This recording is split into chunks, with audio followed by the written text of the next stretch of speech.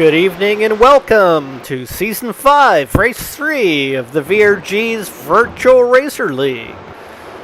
Tonight's Special Endurance Series event at Watkins Glen, the Grand Prix 1.2.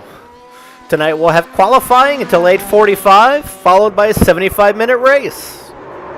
Enjoy the coverage.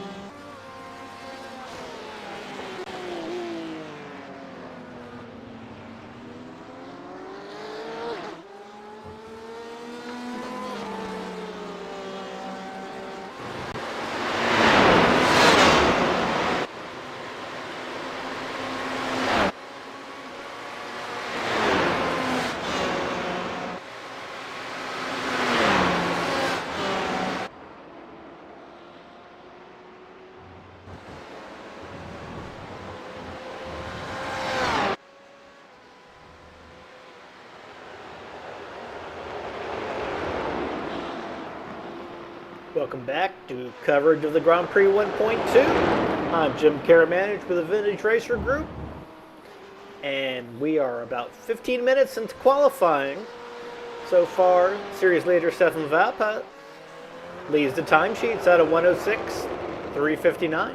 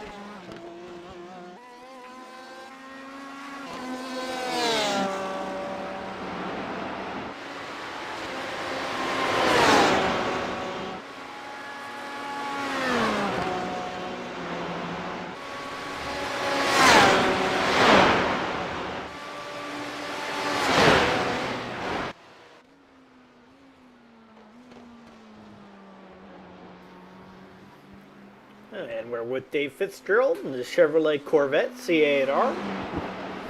Dave is currently tied for second place in points along with Darren Treacle at 81, with 2 races remaining. Stefan Vapa leads the way with 84 points, and John Wood is in 4th place with 78 points. So it's still up for grabs with 2 races to go.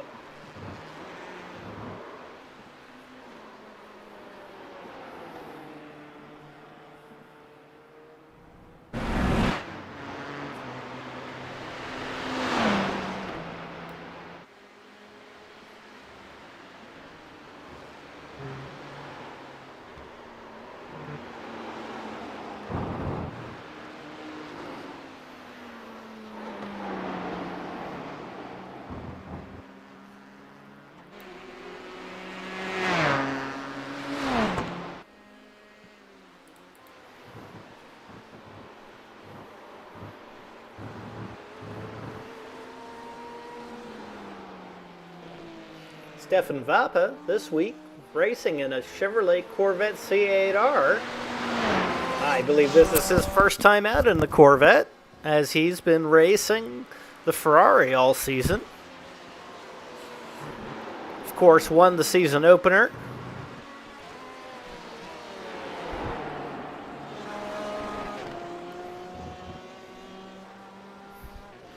And now he's trying something a little different.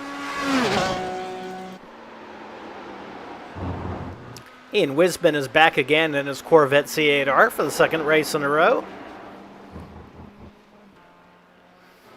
Ian currently 6th on the timesheets at a 107.143.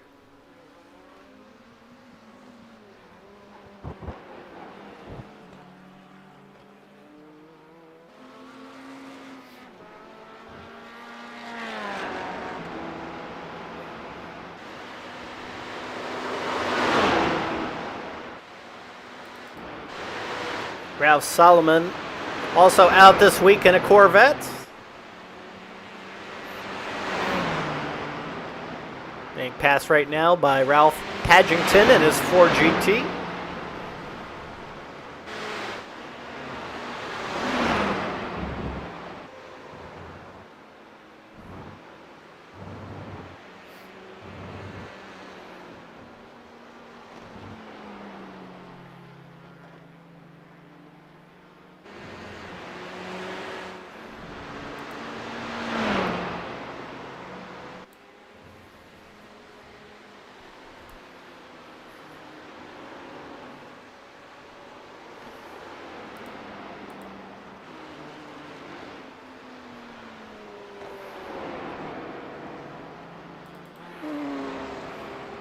And we're on board with Bob Lang in yet another Corvette. The bow tie seems to be dominating the field this week. So far with 5 entries.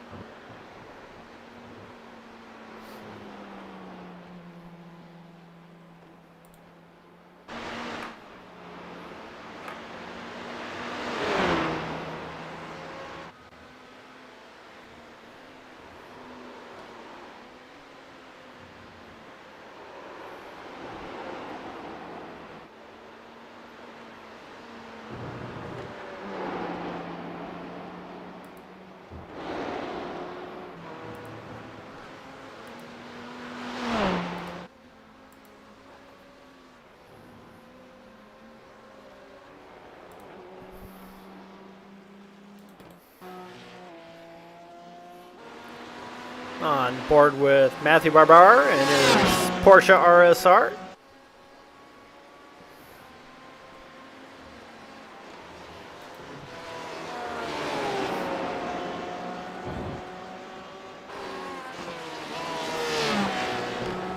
Good to see Matt back running in the series again.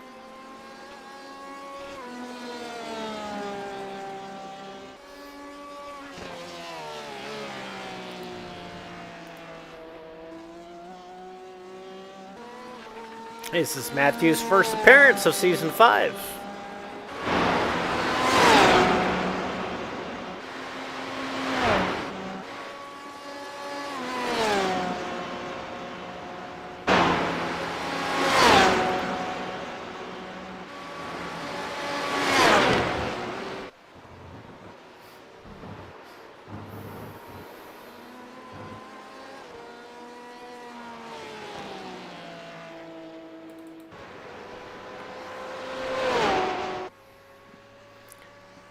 Darren Treacle, once again in the Reese's liveried BMW.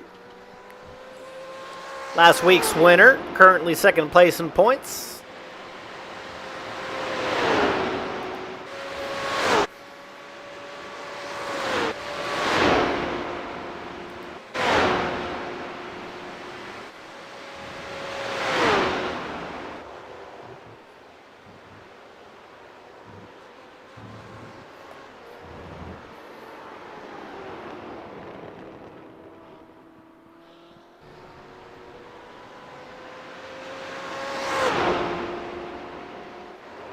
Treacle currently second on the leaderboard tonight, with about 20 minutes left in qualifying.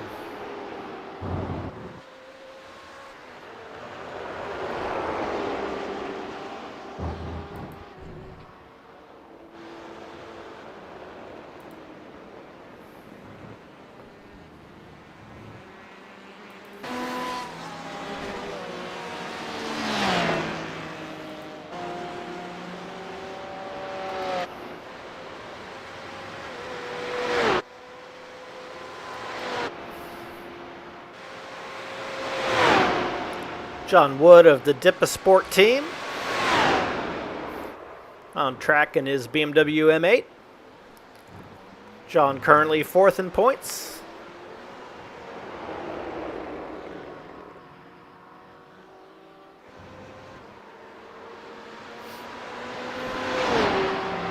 Sporting a livery very reminiscent of his real-world BMW 2002 that he campaigns with the VRG.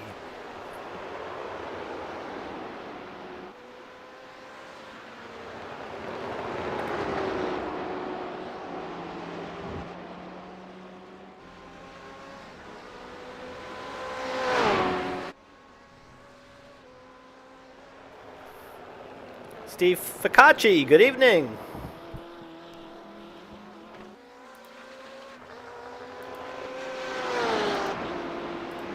Steve Ficacci, good evening. How are you, Jim? I'm great. We are live streaming right now. Welcome to the booth. Thanks for having me. Thanks for being here. You got a stream for me? Let me make that happen for you so you can see what I'm watching.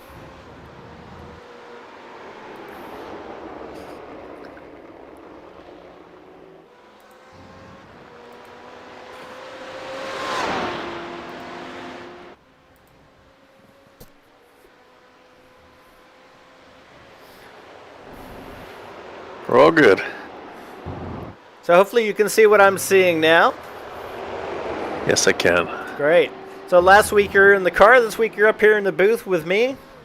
Yep. You miss being in the car. A little bit. Yeah, I'm seeing now. My hesitation is that the guys are all getting so good. So last week you're in the I'd car. have to put in a lot of practice now to keep up with them. Yep. You miss being in the car. Oh, having a little bit of an echo here. I'm seeing now. My hesitation is that the guys are all getting so good. So last week you're in the car. I'd have to put in a lot of practice now to keep up with them. Yep. You miss being in the car. Oh, having a little bit of an echo here. Is it any better? Is it me? I think I got it. Okay, great. Sorry about that, folks. Some technical difficulties. I think we have them solved now. Yeah, the guys are getting quick. Looking at these lap times, the top 6 are in the 106s. Yeah, when we switched to GTEs, I thought there'd be a little bit bigger spread than we had in the skip barber cars, but I mean, we have 4 drivers with 6/10 at the top. I mean, 7/10. You have 5 drivers, and it's just close. Like I really wasn't expecting that, and these are not easy cars to drive, so good for them. Yeah, it seems like the quality of the field has gone up a lot as the experience level has grown.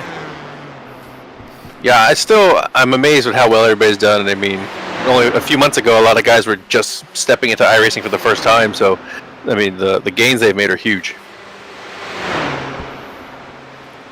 Pretty good turnout so far tonight. Looks like we've got 16 drivers.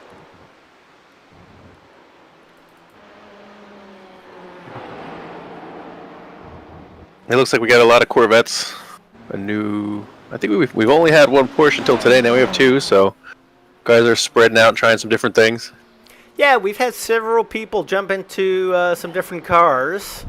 And our series leader, Stefan Vappa, has jumped into a Corvette this week after being in a Ferrari the first 2 races. Yeah, he seemed to like the Ferrari, and I think, at the end of the day, they're all probably pretty similar, but you got to find something that suits your style, and they all, while the lap time may reflect the same exact thing, they all drive quite different. So, maybe he sees something he likes, or maybe he just wants to try something different. Well, rumor has it his father recently bought a Corvette, so maybe this is an ode to George, his father. So, George, if you're watching, enjoy. Yeah, congratulations on the new car. Stefan's doing well. I mean, he's top of the sheet already. Which, I mean, he's usually right at the top anyway, but to switch to a new car, it could be tough. Yeah, indeed it can. As I say, if he learned any habits, in the Ferrari, he's going to have to shake them because just cars just going to be a little bit different. I mean, I personally think the Ferrari, if you can drive that one, you could probably drive all the other ones because it's the least curb-friendly car. And so you just have to be careful with that car. So it's a little bit easier typically to drive everything else coming from that. Yeah, my only outing this season has been in the Ferrari, and it was at Daytona where there's not too much of a penalty for curbs, but I did practice with it a bit last week and was surprised how poorly it did at Road Atlanta when riding those curves. Yeah, that's going to be a hard one. It's just so stiff. It doesn't absorb anything, it feels like.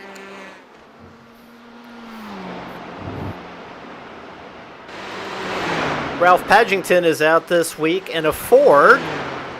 We haven't seen too many Fords in the series. No, I typically don't drive the Ford much, and it's purely based on I don't like the way it sounds in the car.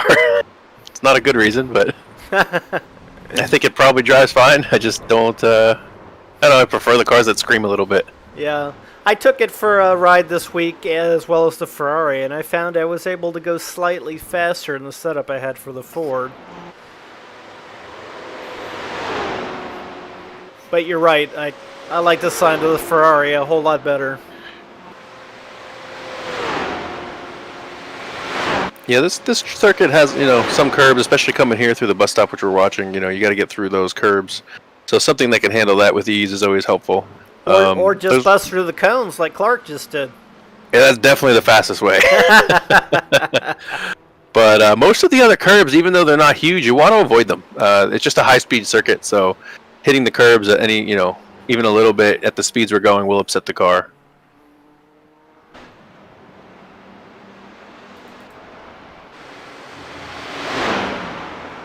Lots of Corvettes this week. Let's see if we can jump in the car with Bob here, and maybe you can talk us through the circuit. Sure.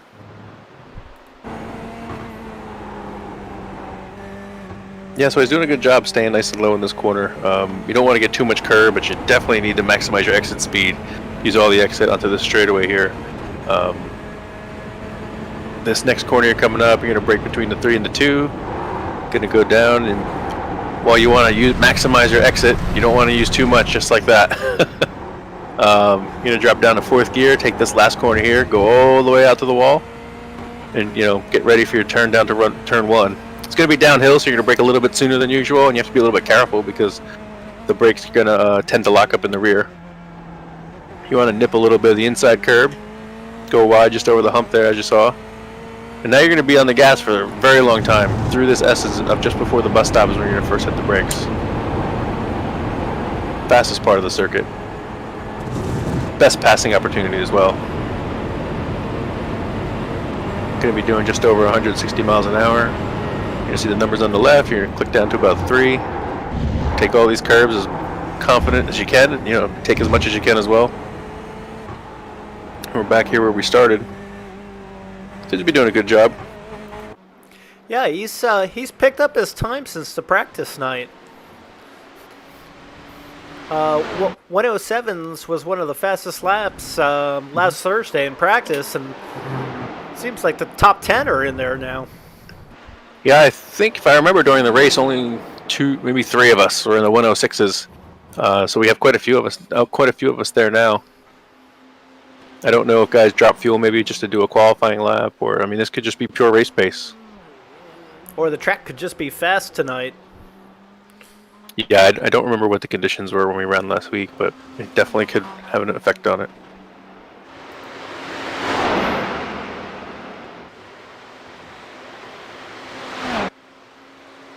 Track temperature 99.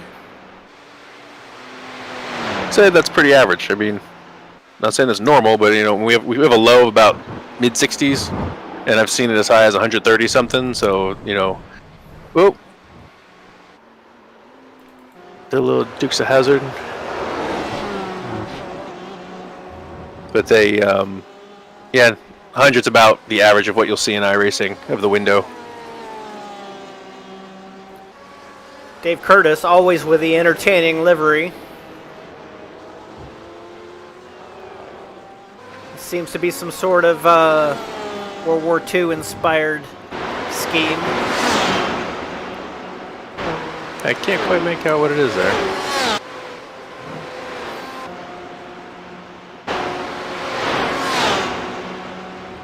Might be the purple throwing you off. Oh yeah, okay, I see it. Got like a fighter plane, get the shark on the side.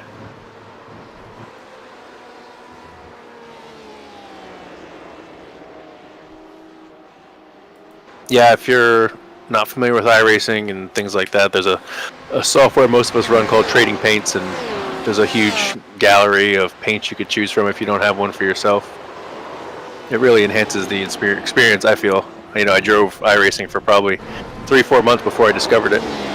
It was nice to see the a lot of lot of historic liveries that people do and vintage things.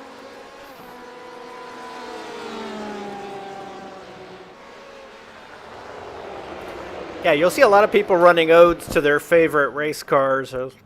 Sometimes when you see a Porsche, you'll see a Brumo scheme or something like that.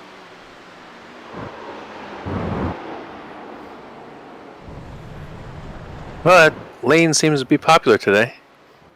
It does. Ian's going pretty well, though. A low 107. Looks like he may break into the 106s tonight. Yeah, but we have a 75-minute race, so outright pace isn't paramount, and those fast laps. It's just being able to hit good laps consistently. You can easily throw away all the hard work of nipping off hundredths and tenths here and there with one little mistake. So lowering your mistakes as low as you can is always my goal. But obviously you do need some pace. I'm not saying go slow. Just saying you can't always run qualifying laps. So we missed Ian Ditson last week as he was wrapping up his final examinations for his semester of college, but he's back tonight. Always quick. Well, I hope it went well for him.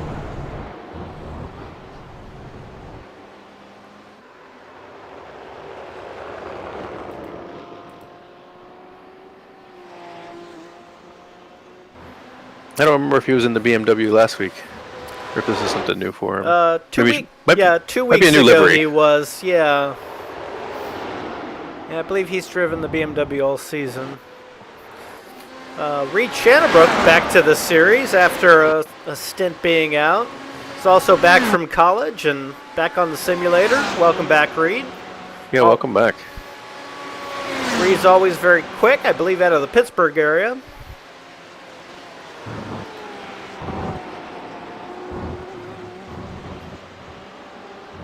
Actually, it says New England, so I may have gotten my geography incorrect. Wouldn't be the first time. Well, it's safe to say we're from the Northeast. We'll start there.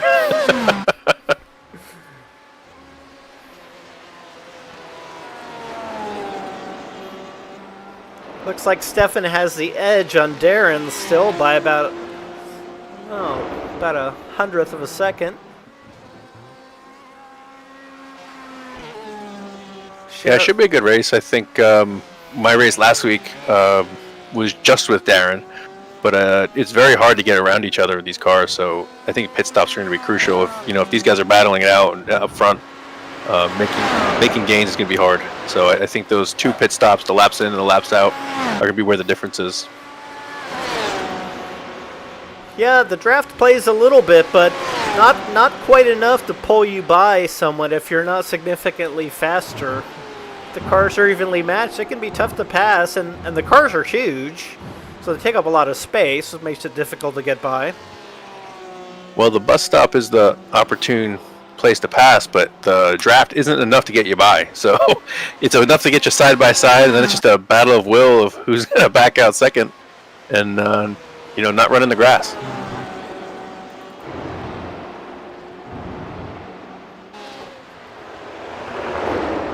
So we've got Shannabrook, Treacle, and Vapa all running together on track. A little bit of a preview of what the race might look like. Yeah, having experienced a close battle with Darren last week, I think this week I would be prepared to take a short pit stop on the first pit stop and try to separate myself from the guys, running some clean air. And hopefully, after they pit and it all shakes out, I have a little bit of a lead. That's part of the beauty of the pit stops, is that you can change your strategy a bit. Yeah, so aside from, you'll be lighter if you take less fuel at the stint, so you'll have a pace advantage, but you'll also be in the pits less, as it seemed to take about a gallon a second. So if you take 5 less gallons, you'll be out of the pits 5 seconds sooner. You'll be able to run in clean air for a little bit. And, like I said, if you can build a gap when it all kind of evens out at the end, and it will even out because the last stint you're going to carry extra fuel and they won't. So, by the finish, it should be net zero. But if you could be in clean air and actually, put in better laps than if you were in traffic, it could work out for you. Darren goes a little faster, closer to Stefan's lap time. It looks like Don LeBayer is back. This will be his first race in the series this season. Good to see Don on track. Don was very quick in the skippies. Yeah, he always had a top 3 time in qualifying and practice. And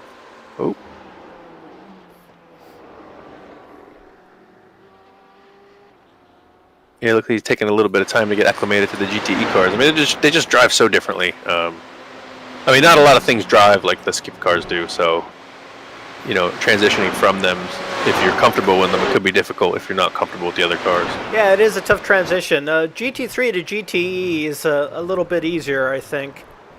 Oh, Ooh. Ralph Salomon. Better to get that out of the way in practice.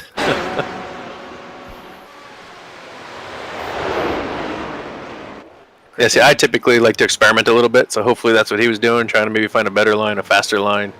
But once you get into the race, you got to settle down, and like I said, you just got to put in consistent lap times. Well, this is definitely your opportunity to drive offline and try some different things. You don't want the first time you try that to be in the race. You could get yourself in trouble pretty quickly. When we drove the Skip Barber cars, I talked about a lot about tires and the temperature and how long it took to get them to temperature. It's almost non-existent in these cars. You do that one out lap and you get your flying lap in, and it's about as fast as it's going to go on the tires anyway. So making mistakes now and being able to reset and try something again is definitely an aid in this car. Yes.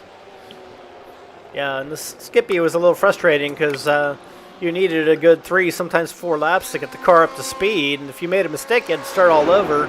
Although apparently the new tire models changed that a bit.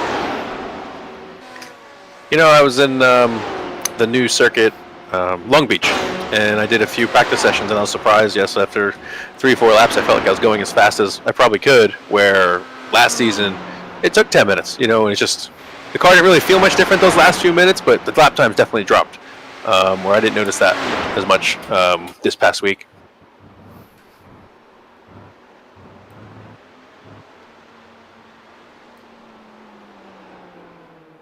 So how'd you like Long Beach? I love it. It's one of the circuits that, like when I joined the service, I was disappointed wasn't there. It's just, I remember watching the GT, I guess it was Grand Am Series back then, race there, and when it wasn't there, I was like, man, that's like something I really hope to see. And now that we have it, it's awesome.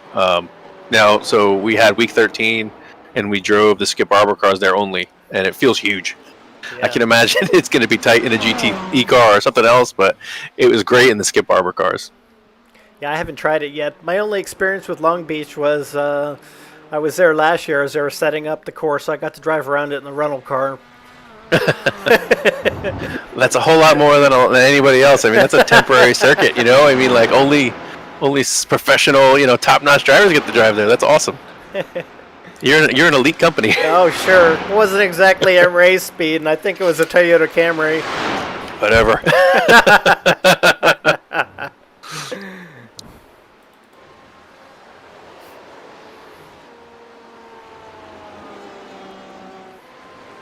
Matt Barber and his Porsche.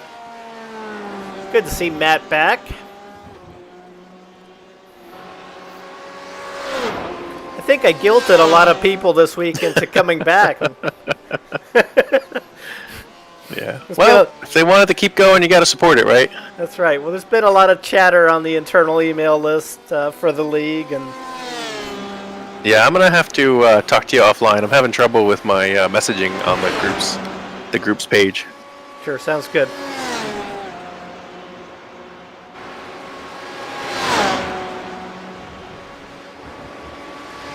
Yeah, this straightaway here, I really wish there was a way to maybe maximize the draft or just get a little bit more, but it's going to take patience and almost teamwork to get through there side by side, because if you get a draft, and I mean, sometimes you get a huge draft and you don't want to sit back and use it, but it's not enough to clear the other car. I mean, maybe you get like a tire on them. So, and they usually give you the outside, so most people defend coming up the hill and you go down the front, you go down that straightaway, so you're on the left approaching the bus stop, right? Which, I don't know if it's preferred, but or it's tough, because it goes left and right. So in the end, it's kind of a wash. But getting through that first part fast is who's gonna take the corner. Yeah, you have to really trust the person you're racing with. I know when Thursday night we did a second session in a different car, and I had some great dices through there, but the drivers who I was racing with were so well behaved and we all respected each other. But you're right, if anyone gets a little too fancy or decides they want it, it could be a bad situation really quick.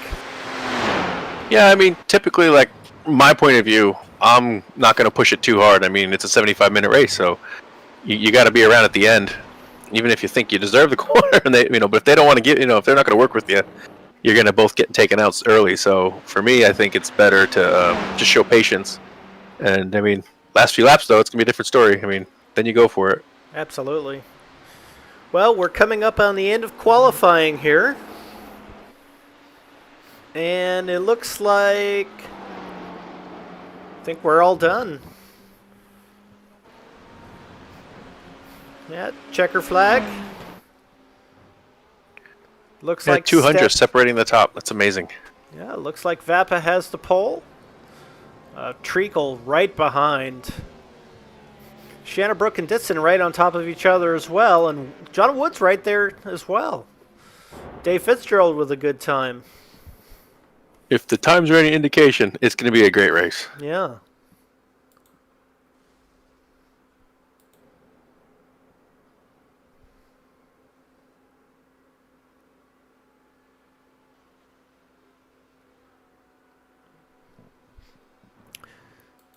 Waiting on timing and scoring to load our grid. So everybody needs to jump back into the garage, make sure the car's full of gas. You definitely need to start the race full of fuel. I usually do a few calculations, even though a lot of us run a software called Crew Chief that'll help you fill the car mid-race and calculate that last fuel stop and how much you're going to need. I like to do a little math and be a little bit ready just in case things don't go right. I'm actually looking at my notes from Road Atlanta here, and I figured out, for 15 minutes I would have needed 6 gallons. For 20 minutes I would have needed 9, and it's helpful for me to just look over and know what exactly is going on, and gives me peace of mind. It's smart to be prepared. So, official grid. Stefan Vappa on pole, Darren Treacle second, Reed Shannabrook third, Ian Ditson fourth, John Wood fifth, Dave Fitzgerald sixth, Ian Wisbon seventh, Bob Lang eighth, Dave Curtis ninth, Ralph Pagington in the ELB Racer Walsh car is in 10th, Clark Ostrom is in 11th, Matthew Barbar in 12th.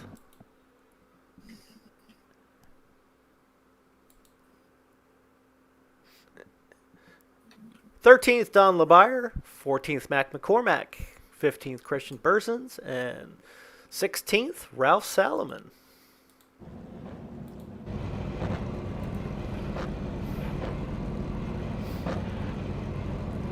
Cars do look nice. I mean, on the grid, having multiple cars, and they just look fast. They sure do. And look at that crowd. They're on their feet. Nice to see the Glen packed full. Probably the only time this year that's happened. Yeah, I was going to say, that probably only happens about once a year anyway, don't it? Looks like Dave Fitzgerald's car is actually fluttering around.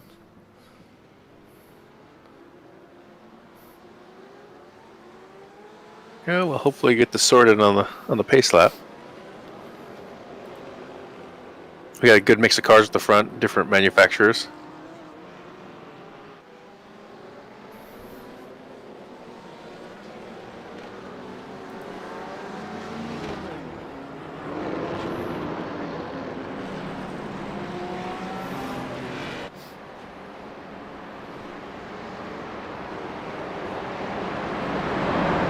It's like Stefan trying to give the car a wiggle, heat up those tires.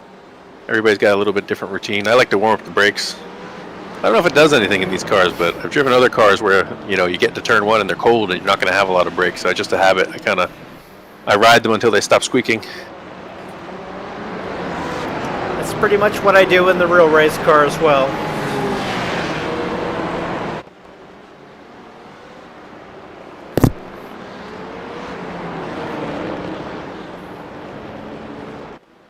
Of course, racing pads have to be up to temperature or you've got nothing.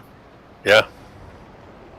Yeah, some of the cars in iRacing simulate it. I don't know if it's too much, but it's definitely there. So I've been caught out on turn 1 a few times. So it's just something I do in all the cars now. The tires, how you want to heat up the tires. I don't think it really matters in these cars. Some cars you can quickly overheat the tires. Like if I'm driving an MX-5, I'm not going to heat the tires up because after 5 laps they're going to be cooked anyway. So I'm going to sacrifice a little bit that first lap and hopefully get a little bit back on lap 3 and 4. And we saw a bunch of tail lights on there. I think a lot of people warming up their brakes.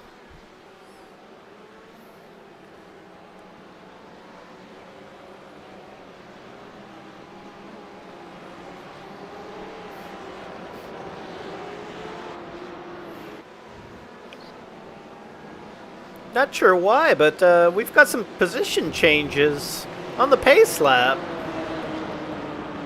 Yeah, I don't know. But we're about to go green, so let's get it straightened out. Green, green, green. And it looks like Stefan has the inside going into turn 1. Shannabrook makes the move under Treacle. He'll claim second. Dave Fitzgerald has taken the position on Ditson as well.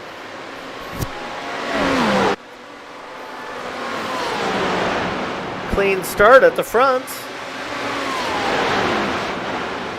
We did have some cars get into it at the back, though. Oh, I just saw someone fly off the track. I believe that was Clark Orstrom, who was basically ejected into the pits. Yeah, we go from pacing to after turn 1, we're wide open real quick. And we're all side by side. It's just there's not always a lot of room for cars to go, and we've seen real life accidents happen in the exact same spot. So, well, going down my crash list here, we have McCormick, Padgington, Salomon, LeBayer, and Burzens, and Bob Lang. So 6 incidents on the first lap, but we'll stay with the battle at the front for now.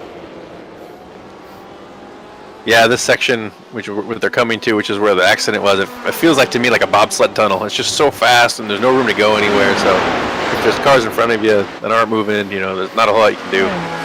Well, I raced here for the first time in real life back in October, and it really does feel like a bobsled track. I mean, you really get tunnel vision. It's difficult to see what's happening off the track.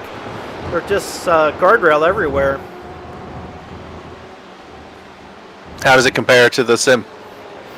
So, I felt very familiar there, and it was the first time I had been there in real life after many hundreds of laps on the sim.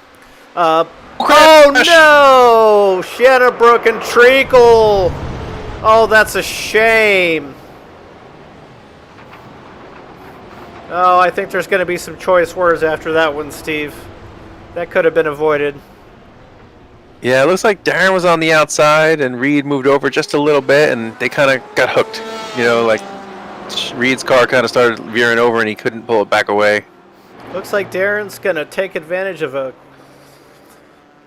quick pit stop here. Get the car that's repaired. definitely going to set him back. Well, and it's early. It'd be very difficult to make the full race on a tank of fuel right now. Yeah, he's not. Yeah, he's going to have to make an extra stop, in relation to everyone else. There's a lot of guys in there too. We see Bob Lang pulling out, Don LeBayer in there. That's a shame for Darren. What this has done is it's given Stefan a 3-second lead over Ian Ditson.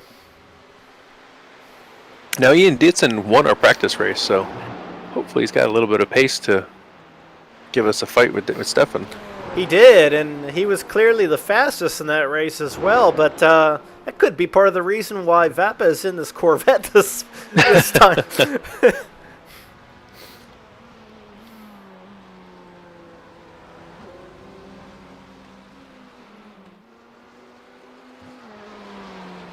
So it's interesting because the incident with Shannabrook and Treacle didn't even record as a crash.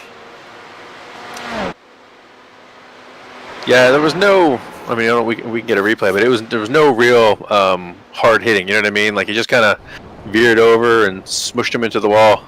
About as gentle as you could do for a crash that required a pit stop to fix. Yeah, let's see if we can go back just a little further.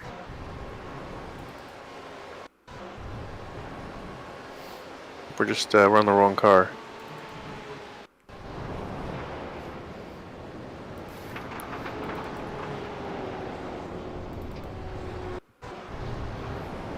Oh, sorry, folks. It's just fighting you. Gonna have to fire the cameraman. Well, Darren's back on track and up to 11th. I mean, he's still in the lead lap, and he's got a bunch of cars to race with in front of him, so it's not all lost. If I remember, him and Stefan were separated by a point in the championship.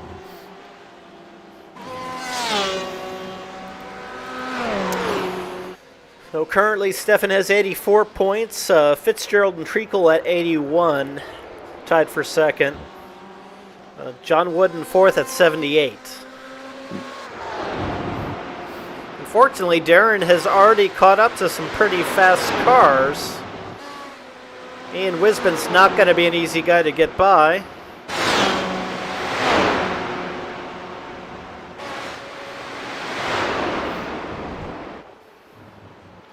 Just like you said, not quite enough room there to make the pass. Yeah, it definitely requires a bit of teamwork and patience. But as you said, Treacle is at the tail end of the lead lap.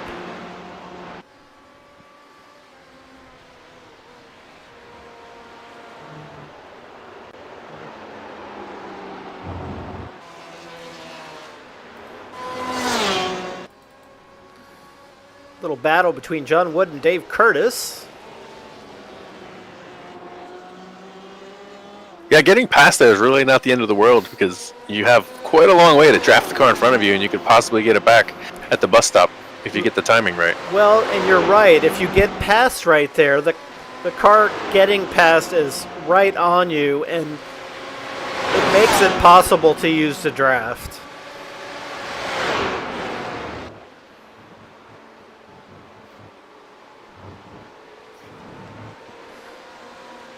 So Reed Chanabrook is still behind Treacle. And up front we've got Baba, Ditson, Fitzgerald, Wood, and Curtis. Matthew Barbar up to 6th place. That's 6 places up from where he started. Having a really good run.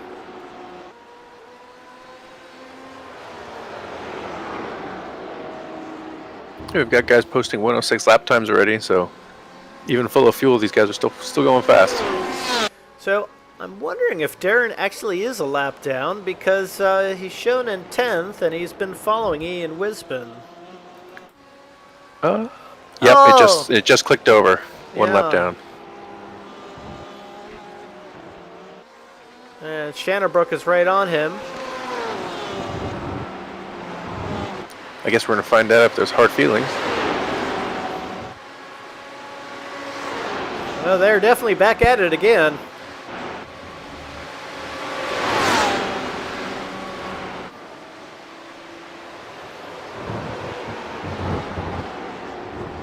And I found it a bit tough to follow people through the bus stop. Just you can't see anything. You know, these cars they're not little like the Skip Barber cars, and they block so much of your vision.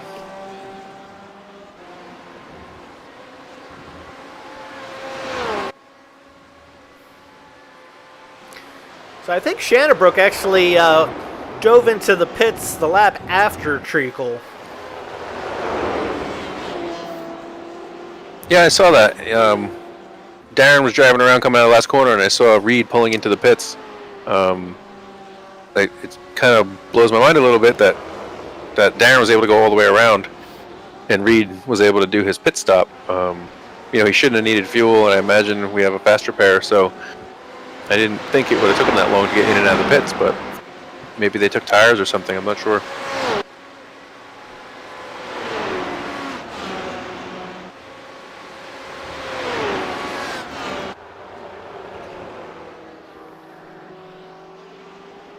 Dave Fitzgerald currently in third.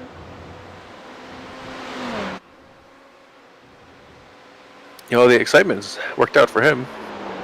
Cleared up the track in front of him, that's for sure.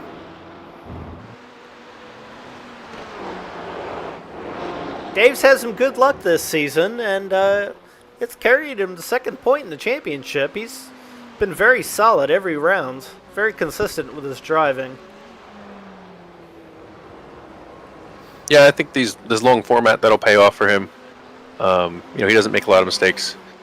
So, he'll always be around at the end, short of somebody collected him.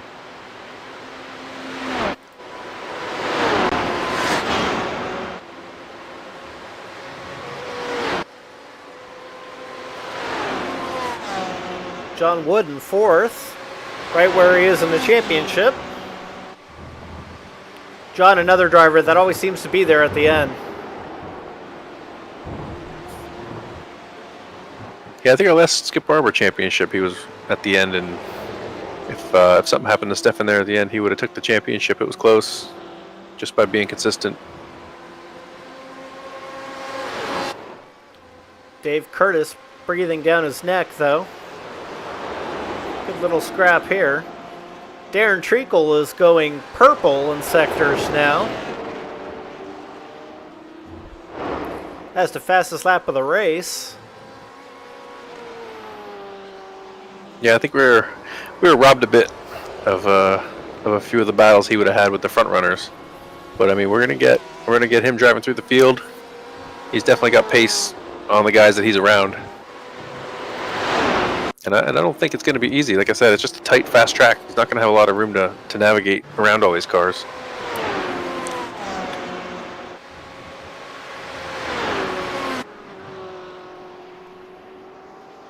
Ditson's very solidly in second. Yeah, he's been hovering just over 3 seconds back from Stefan. I've been keeping an eye on it just to see if he's getting any closer or farther away, but it's not. It's kind of, they seem to be locked right about there.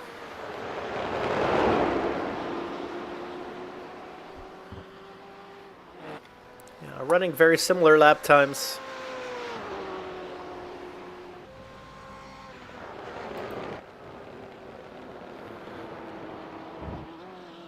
We talked about fuel strategy earlier. I mean, he's 3 seconds behind Stefan. He could literally take 4 gallons less of fuel on the next pit stop and come out in front of Stefan, and it would make a huge difference in his race. He got held up a little bit there. Yeah, it cost him almost a second.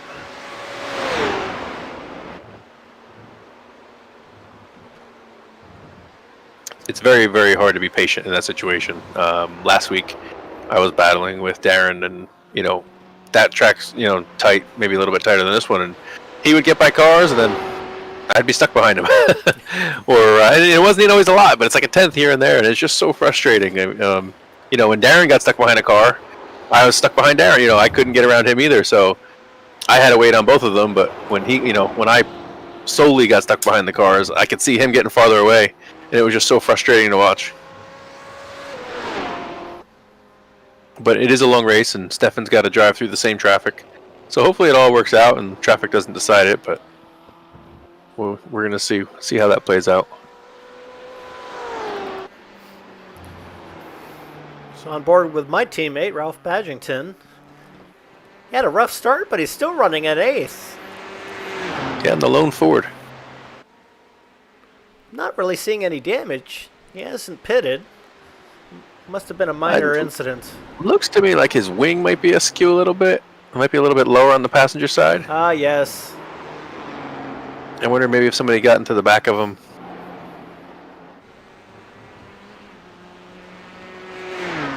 You're right, that's not the best sound, is it? It's a shame. It's a beautiful car. Yeah, it is. It's fantastic to look at. Yeah, you know what? You probably wouldn't even notice it, but when you have the option to jump in like a Ferrari or even that BMW with the big 8-cylinder, like, those cars just sound fantastic, Well, back in the GT3 car days, I jumped in the previous version of the Ford GT for the last few races of the season. And the car was actually a little slower than the Ferrari I had been driving, but it sounded so much better I didn't mind. Yeah. Yeah, even in the GT3s, you got the Mercedes, and that car sounds awesome. Yeah, it sounds amazing. That's not the best handling car of the bunch either, but wow, it sounds fantastic.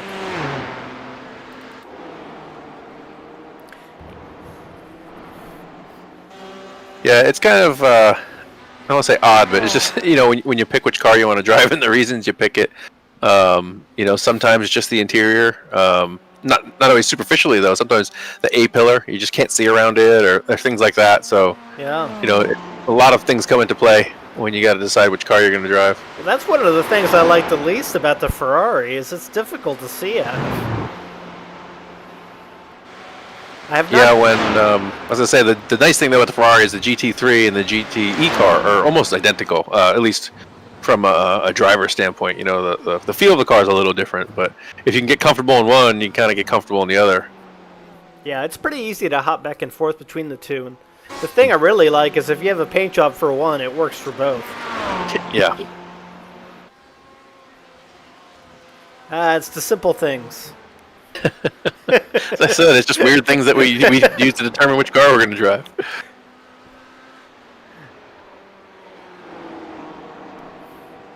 It's kind of silly, but when the GTE cars came out, they came out with the Ford, and they came out with the Ferrari. The Ford, for whatever reason, I think it sat too low, and it would just get weird damage. You'd hit a curb, and you wouldn't even see the damage. It was kind of like under the skirt, and the car would just be 3-4 miles an hour down the straightaway, and it was so frustrating. And ever since then, I've kind of been like, yeah, that Ford, it's fragile. And I know it's not because they fixed it, but it's just had a bad experience with it and kind of stay away from it now. It is a lot lower to the ground. It's weird when you go from one of the other cars to it. I feel like you're getting in an open wheel car.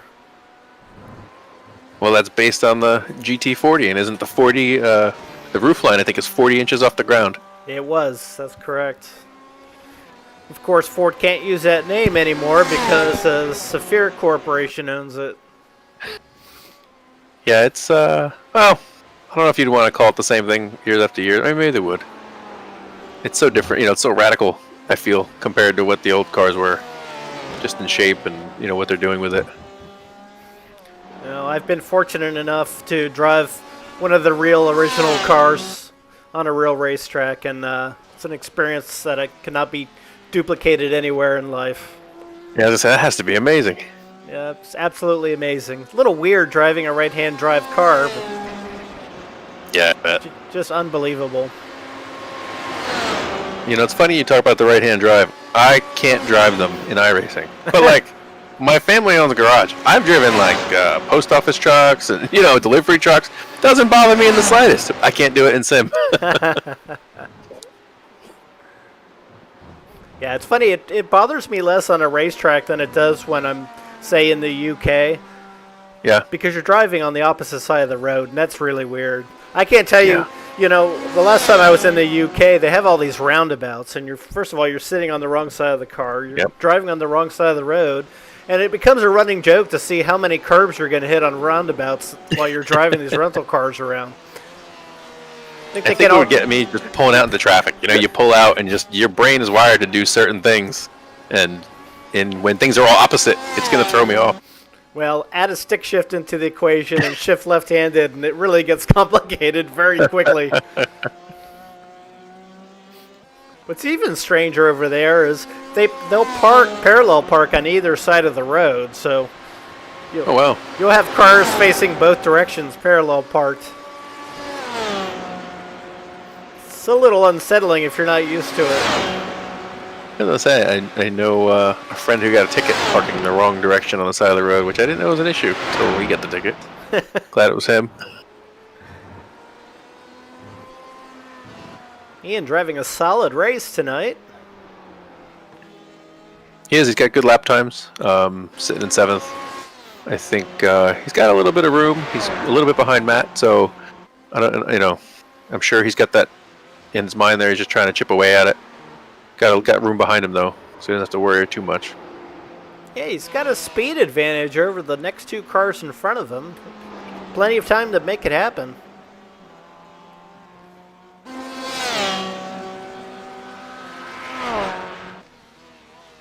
Tell you, Matt's putting in some good lap times considering how little he's run in the series. few laps ago, Ian had a little issue coming out of turn 1, so he lost a little bit of time. But he definitely, his pace shows that he should be up a little bit jump the grid a little bit.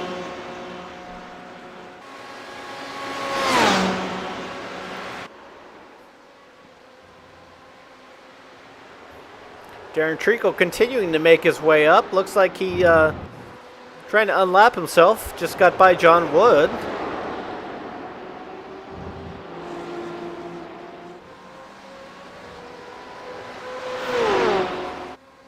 Yeah, I think if I saw Darren coming and I'm not racing him on the same lap, I'd probably just let him go.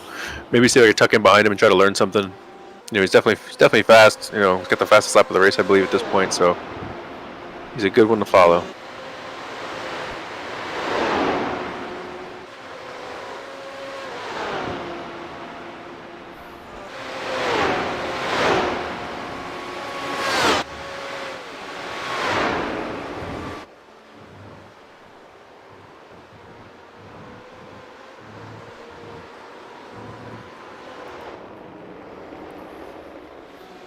Darren's made his way up to 9th.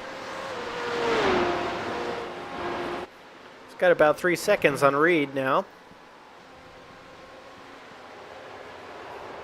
Yeah, the next car Darren's would pass would be Ralph Pagington, and he's heading down into turn 1, so he's about straightaway away.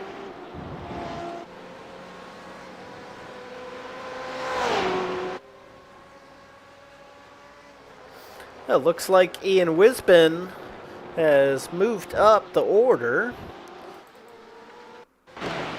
See if we can see what happened. Oh, looks like Matt had a little bit of an issue. Oh boy. Oh, here we go. Oh. I think he just caught a teeny bit of grass on those outside tires. Yeah, it doesn't take much with these cars. Yeah, it's amazing. I feel that these cars are a lot more stable than the Skip Barber car. But they don't like the grass at all. Where the Skip Barber car, even though they were unstable cars, you could put tires in the grass and it really wasn't a big deal. Skippies steer almost as well in the grass as they do on the asphalt. Yeah, right. Hey, well, maybe it's the treaded tires. Yeah, maybe it is.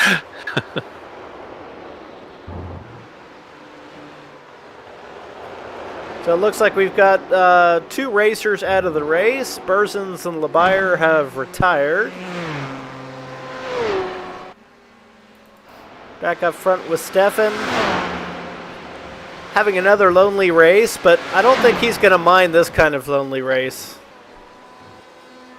Well, Ian's still within 5 seconds. We have 2 pit stops to do and a lot of traffic to navigate for these guys, so I wouldn't say it's over yet. Yeah, we've still got an hour left yet.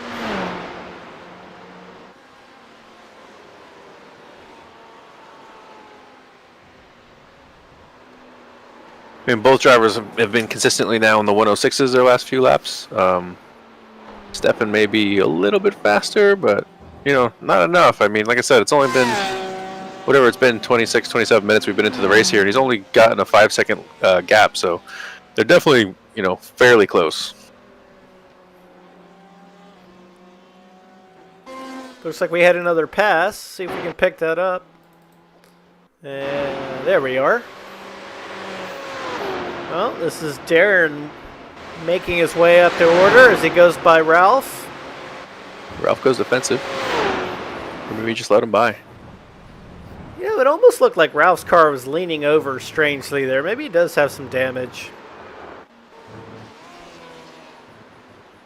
Yeah, it's a real tough situation. I mean, when you get damage that early, Darren didn't have a choice, but Ralph, I think he was caught up in that first lap crash in the S's. And, obviously the car's still going decently, but, if he knows if he pits, it's a lost pit stop. You're still going to have to make 2 more for fuel afterwards. So he probably is trying to trudge on to that first stop and get this all fixed, but, sometimes, you never know if it's the right decision or not. Yeah, that left front quarter panel is definitely askew. That's got to be hurting his top speed. Almost looks like it's winking. Oh, yeah, I see it now. And he's about 2 seconds slower than his qualifying time. Oh, yeah, the whole front of that car is askew. Is that new? I'm not I sure. was gonna say earlier we weren't sure if it was damaged, but it's pretty obvious now it's damaged. It is pretty obvious now. Yeah, going back, the only incident I have for him on my sheet here is all the way back on lap 1. Let's see. I think Let's see it was if I can lap pick this 16. up. Here we go. So here we go. This is lap 1. Oh, yeah. Well, there you go. Yeah, and there's the damage right there. Well, there you have it. Oh! Oh my god. Yeah. So I'll definitely have to save this off and let everyone watch it as we're debriefing in the pub later, because that's pretty entertaining first lap incident.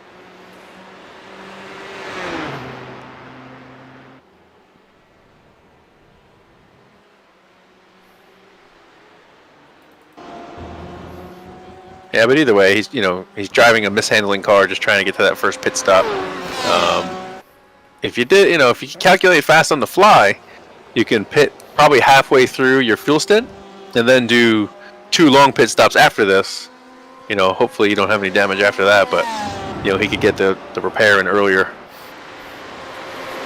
So for our front runners, do you think any of them could possibly make it on 1 pit stop? No, I just don't think the fuel's worked out. There's not enough. We're limiting him too much in the tank to be able to do that. And even if you did like a lot of lifting and coasting, it'd be a lot. I think you'd lose way too much time.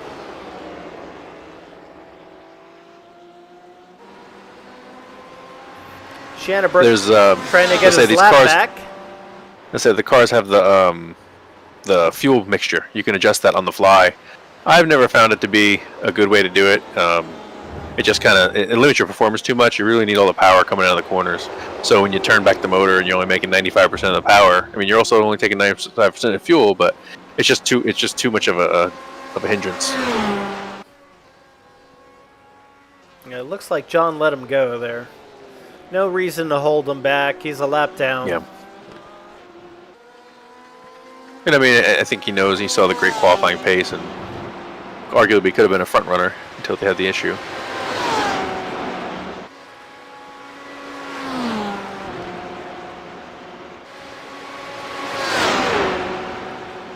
Oh, John taking advantage of the draft there, sticking with him nicely, yeah. Reed getting a little sloppy coming through the bus stop. There's just so much speed through there that if you hit those rumbles just wrong, it'll really tip the car sideways and bleed off a lot of speed. Yeah, I mean, like if you looked at it from the top, you kind of want to go the shortest way through it. But if you're always doing it the shortest way through it, you're probably not pushing hard enough. So, right. If you miss it time to time, it probably you're pushing it hard enough to make sure you're getting it all when you get it right, and throwing a little bit away when you don't. Matthew Babar taking a pit stop. Looks like he took advantage of a quick repair, and he's gassing up now. And he should fly off in a second here.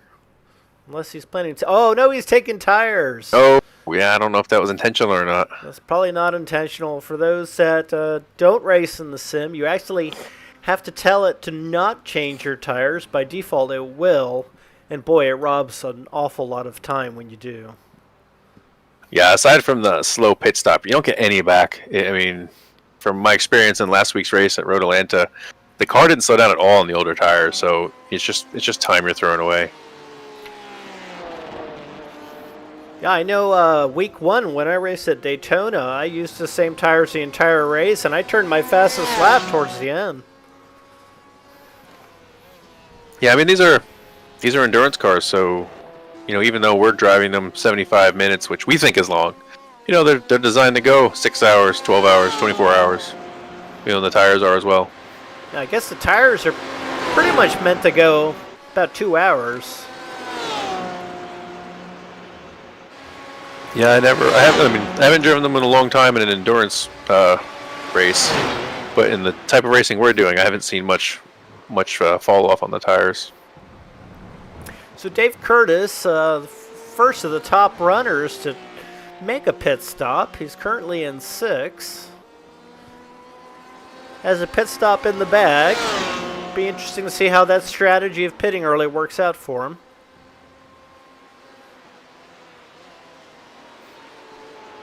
Yeah, much like in the real world, I think they put, I call them ping pong balls, even though they're not, but that's how they balance the fuel loads of all the cars. iRacing does a pretty good job of keeping that all consistent for us as well.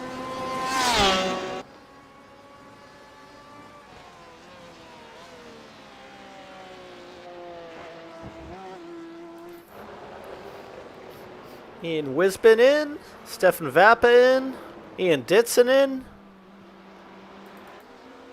Dave Fitzgerald goes to the top now. The last of the front runners not the pit.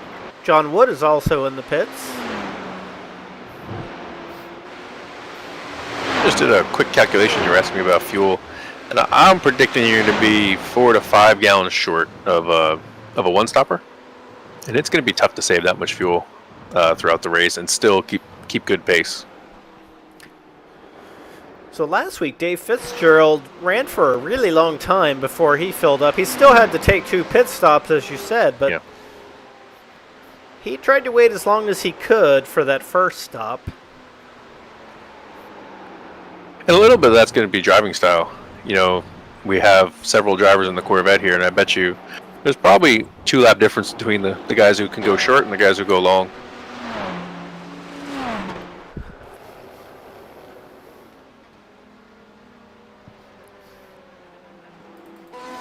Dave, we have our leaders. Our leaders pit. Well, Dave Curtis has moved up to 4th on the pit stop strategy.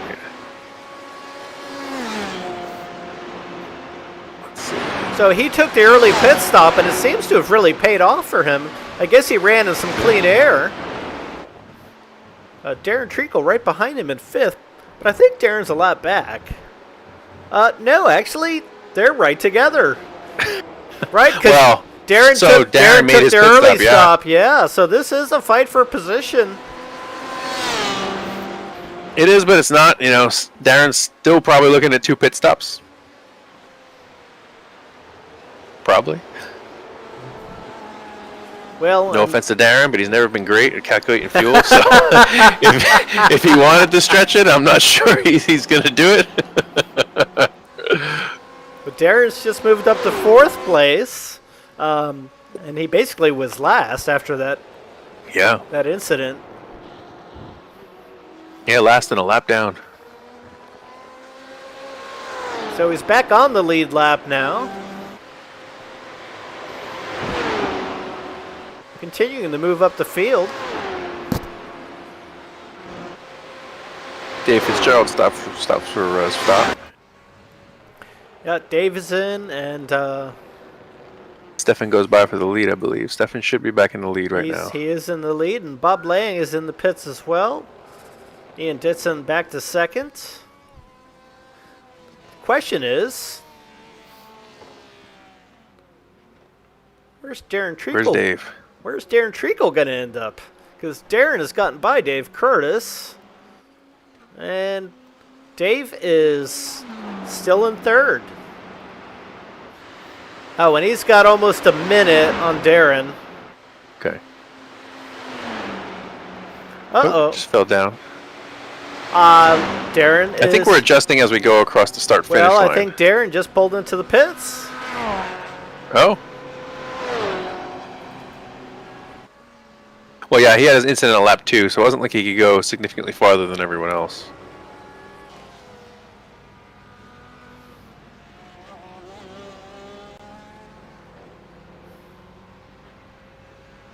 Oh, let's see where he's able to jump back in. You're right. That first pit stop was just way too early.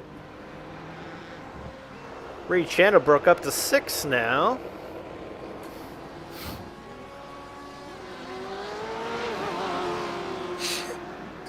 And we're still looking at 35, 40 minutes, and it's just too long for him to be able to stretch this out. Darren rejoins in 8th. John Wood has fallen back down to 7th. He was in 4th.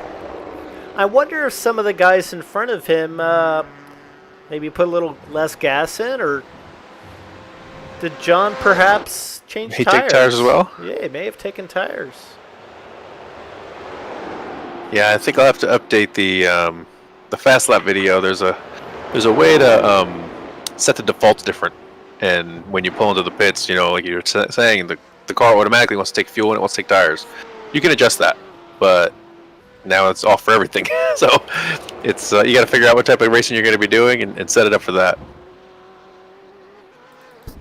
Ralph Solomon in the pits. And it looks like he's taking No, tires. he's taking tires as well, yeah. Yeah.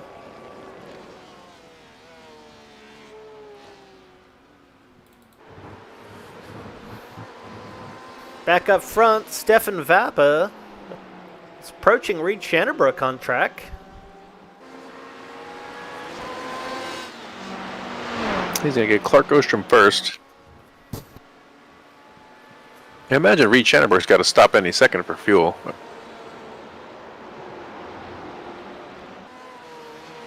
Yeah, it might be right now. No.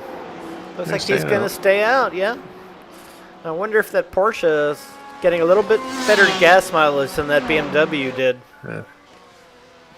Actually, now I'm thinking about it, he pit about a lap after Darren. Maybe it was 2. So I bet that could be what his thing is.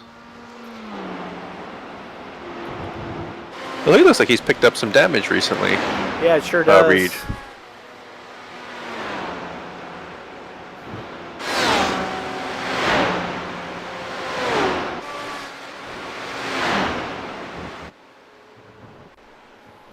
Nothing showing up on my sheet here. He had a little bit of a moment coming out of the bus stop on lap 25.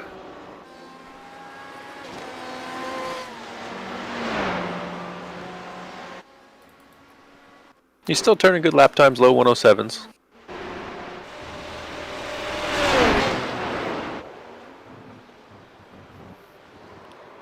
And there it is right there. Yep. Oh, Ooh. I think there's a little bit of netcode happening there. Reed's had some issues with connectivity in the past. Yeah, it can be frustrating. I don't think you necessarily need a super fast internet or expensive one, but it definitely needs to be solid.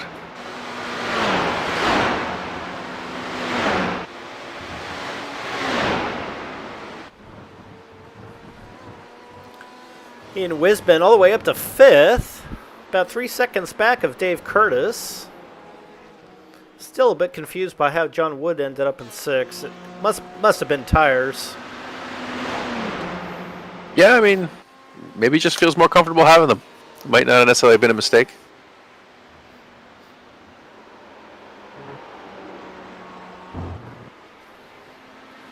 You know, while I don't think the car drives any slower on the old tires, it definitely has a different feel, I think. You know, a little bit more numb and less crisp.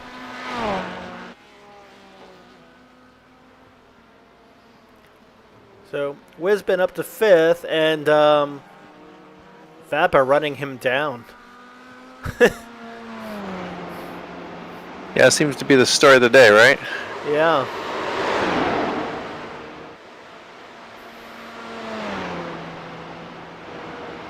The way things are going, Stefan may lap all the way up to 4th. Maybe even further up before this is done. I mean, we're halfway through the race right now. Yeah, I thought Ian had some pace for him, but it looks like Ian's about 15 seconds down. So I'm not really sure what happened to him.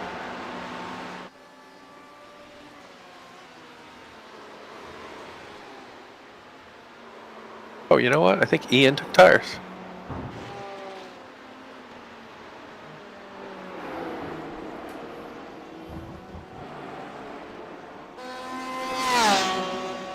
Yeah, I'm also noticing Ian had a bit of a botched pit stop. He drove past his stall and had to back up, so that cost him a few seconds. Oh, no.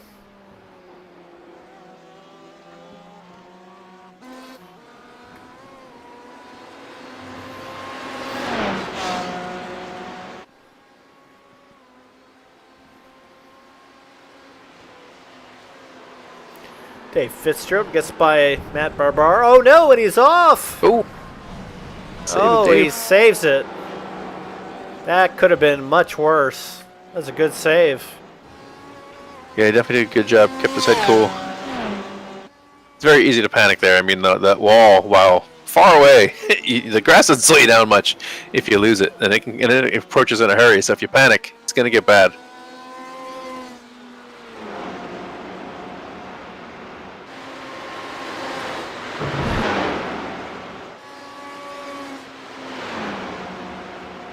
It's not easy to keep your concentration for 75 minutes straight. No, definitely not. Especially, I mean, like I said, it's just it's a tight track. It's fast, a lot of room for error, and to go fast. Well, like any track, you got to use all the road. So your tires are always, right up to the grass, you're right up to the wall, or you're right up to the curb. So, even just a slight misjudgment can catch you out.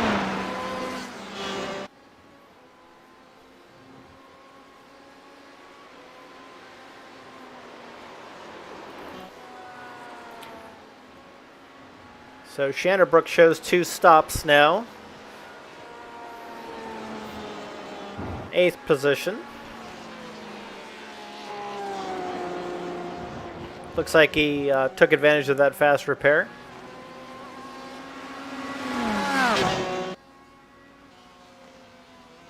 Yeah, it's funny. Last week I had an incident and it knocked the whole front off the car, and the car still went pretty fast. Those last few laps with no front, but I've driven plenty of cars in iRacing where the wheel's off a little bit and it drives you crazy, or the car pulls, and you know what I mean, or you're down speed. So, every car's got its own traits and how it handles damage and what type of damage affects it differently. Yeah, it can be aggravating when your wheels are askew, especially since I have an F1 style wheel. And if I'm driving askew, it's very difficult. So ever since I got in VR, I've made a point to have round wheels just for that reason. You can just adjust your grip a little bit. Your buttons and stuff aren't going to be where you expected them, but for the most part, you're not really hammering away at the buttons.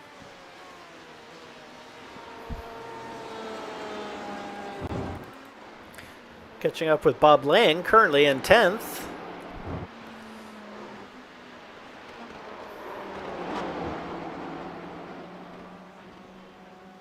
Bob's another one of those guys that was very quick in the Skip Barber.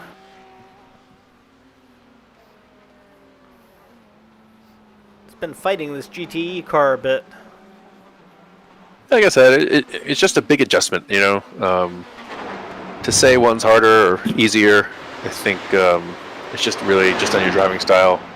And some people can adjust their driving style a little bit differently, a little bit easier to the different cars, and some cars suit other driving styles differently. So it's just different. You can get in trouble because these cars got a lot more power, but at the same time, the Skip Barber car likes to slide around the. Oh no! Just caught the wall. Looks undamaged. These things are tanks. They can really take a plowing. Yeah. Oh no, that's too bad. And some really fast guys coming through. I was going to say, he's about to lose 3 spots if he doesn't get going.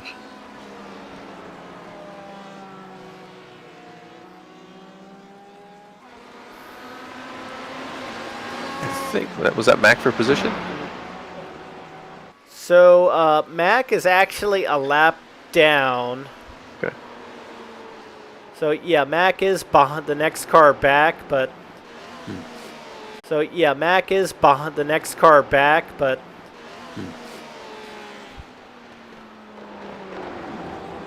My timing and scoring is showing McCormick a lap down from Lang.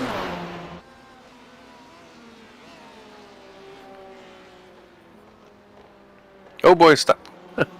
There's Stefan just came out of turn 1. He's just in front of Bob Lang, and there was a car going slow.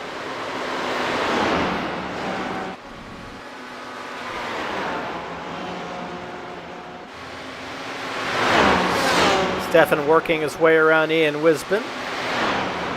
Of course, Ian and Dave Curtis. Oh, he's in trouble. No, He's in trouble. this is bad. Oh, no. Race leader in the wall. Oh, that's terrible. Is it still drivable? Oh, he's got to be careful. He pulled back into traffic like that.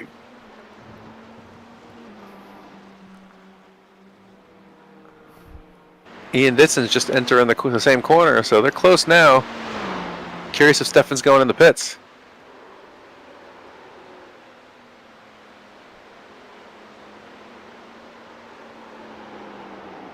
You know, he's at a point, I don't know if he'd be able to make it to the end. The right front looks heavily damaged. Oh, he's going in the pits. He's going to the pits. Oh, yeah, the car is heavily damaged. Tell you though, with any luck, he'll be able to stretch it to the end. He might be lucky and be able to make this his second pit stop. Yeah. There's about 40 minutes left, and that's about how long the gas can last in this car. He might have to nurse it a little bit. Yeah, I think 40 might be pushing it just a bit.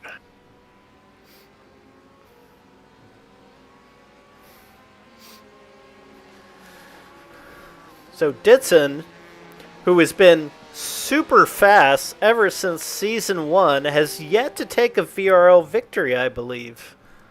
I'm not going to say it because you're cursing him. I know.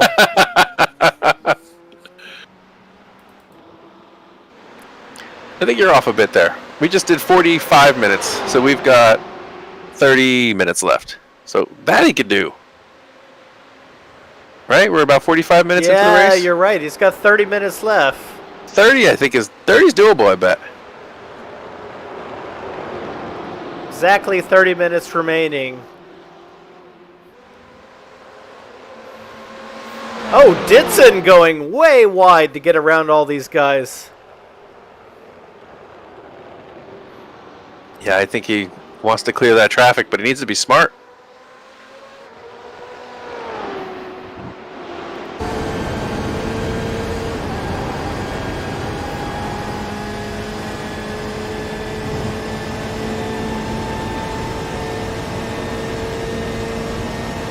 So Dave Fitzgerald has inherited second place due to Stefan's issue. Stefan just crossing the start-finish line, and he is 32 seconds back. Curious what the pit lane delta is.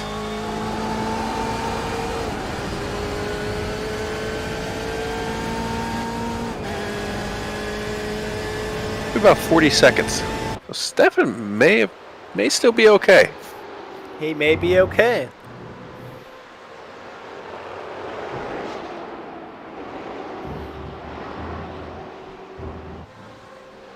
See if we can get one more look at that incident.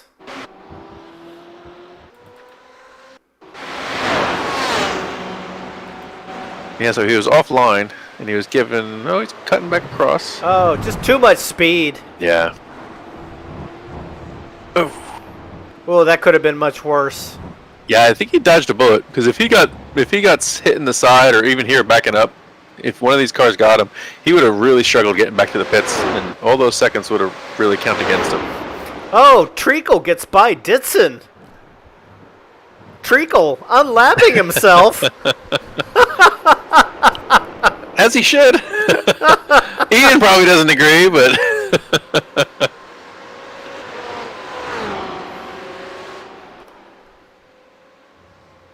and Darren's in 6th. Probably about 15 seconds behind Dave Curtis. So he's definitely got some positions to play for here. Treacle driving by the leader of the race. I'm not sure how much of that was Ditson just letting him go, or hard to tell.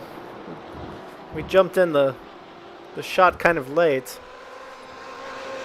Yeah, I don't think Darren would do anything to jeopardize Ian's race, but at the same time, Ian's in a great position, doesn't want to throw it away, you know what I mean? Where Darren really doesn't have much to lose.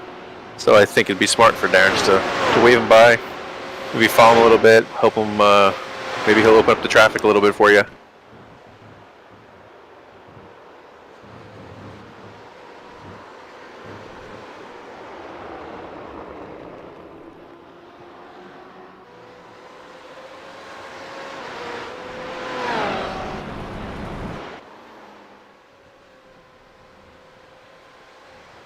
Yeah, so as much as I think Stefan is in a good spot right now. You know, he made his last pit stop. He's going to the end. I think Stefan's going to be hindered right now in the fact that his car's full of fuel. Ian's car is probably about half a tank. And then when he pits, he's only going to put another half a tank in it. So Stefan's carrying an extra load that none of the other cars are going to have right now.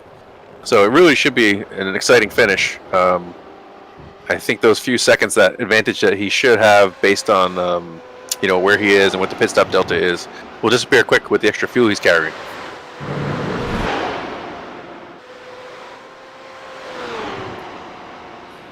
He's about 31 seconds behind Ditson. That may be right around the pit stop delta. This could make for a pretty exciting finish yet.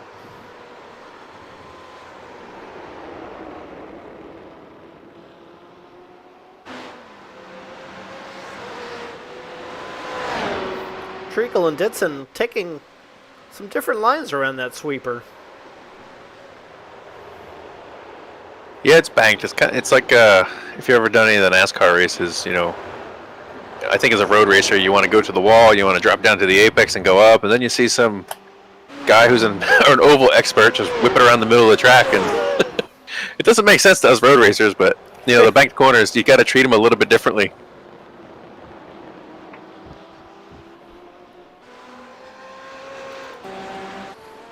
Catch up with Stefan.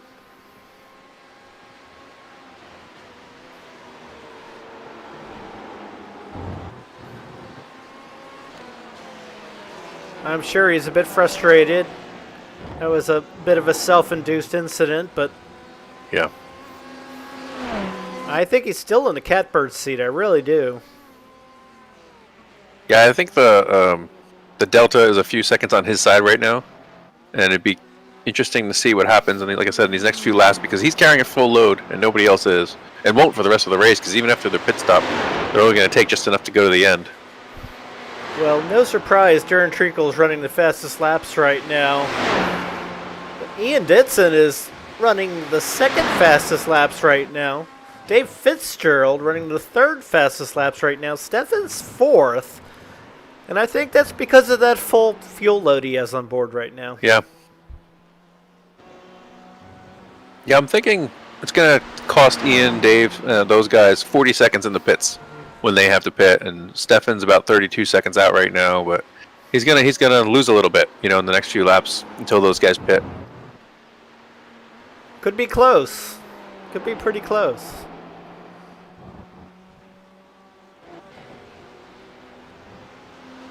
Yeah, Ian pit on lap at the end of lap 26, early in the race, so he's looking at probably lap 52. So he's got about seven more laps before he's gonna come in.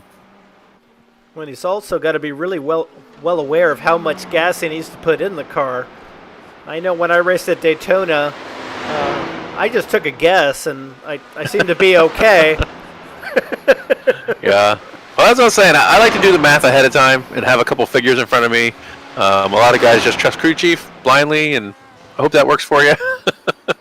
I like to, you know, just double check them. But it's a gamble. I mean, no matter what, you want to be in the pits as short as you can. I mean, you want to run out of gas crossing the finish line, which is stressful in the car to know that it's going to be that close, and you know, maybe a little bit of driving style can affect that. You know, because I think aside from the little bit of fuel not in the car, you're going to go faster. It's just that time on pit lane. You know, the gallon seems to roughly equate to about a second that you're stopped. So that's huge. That's to be stopped when the other cars are going by at 150. You know, that second's a lot of distance on the track. Well, the other night in our fun race, when we were out in the Radical, I managed to squeak out a second, but crew chief was telling me, "You're not going to make it." And this is just a fun race, so I kept going anyways, and I did make it across the finish line, and I never let up on the throttle, but I don't think that car's quite as thirsty as these are. Yeah, these cars, being endurance cars, and fuel is part of the performance, so, you know, the longer you can go, the better off. They get every drop out of the car. So when the tank is empty, it's empty. Where a lot of cars, like the Skip Barber, for example, or the Mazda, it'll sputter for a lap, you know what I mean? And you can keep going. Not very fast, but you'll be able to keep going. Where this car, when it runs out, it's empty.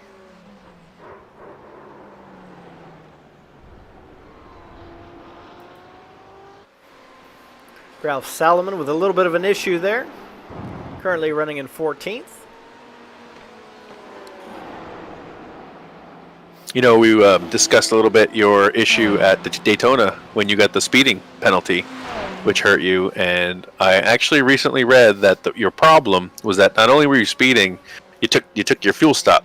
If you had treated it as like a drive-through penalty, you're speeding, and came back around, you would not have gotten such a lengthy penalty. Ah, that penalty cost me a couple positions in that race. Yeah. So I guess that's kind of a NASCAR rule. It's probably where that derived from, that being an oval track. I don't know if it would be the same if we did that here.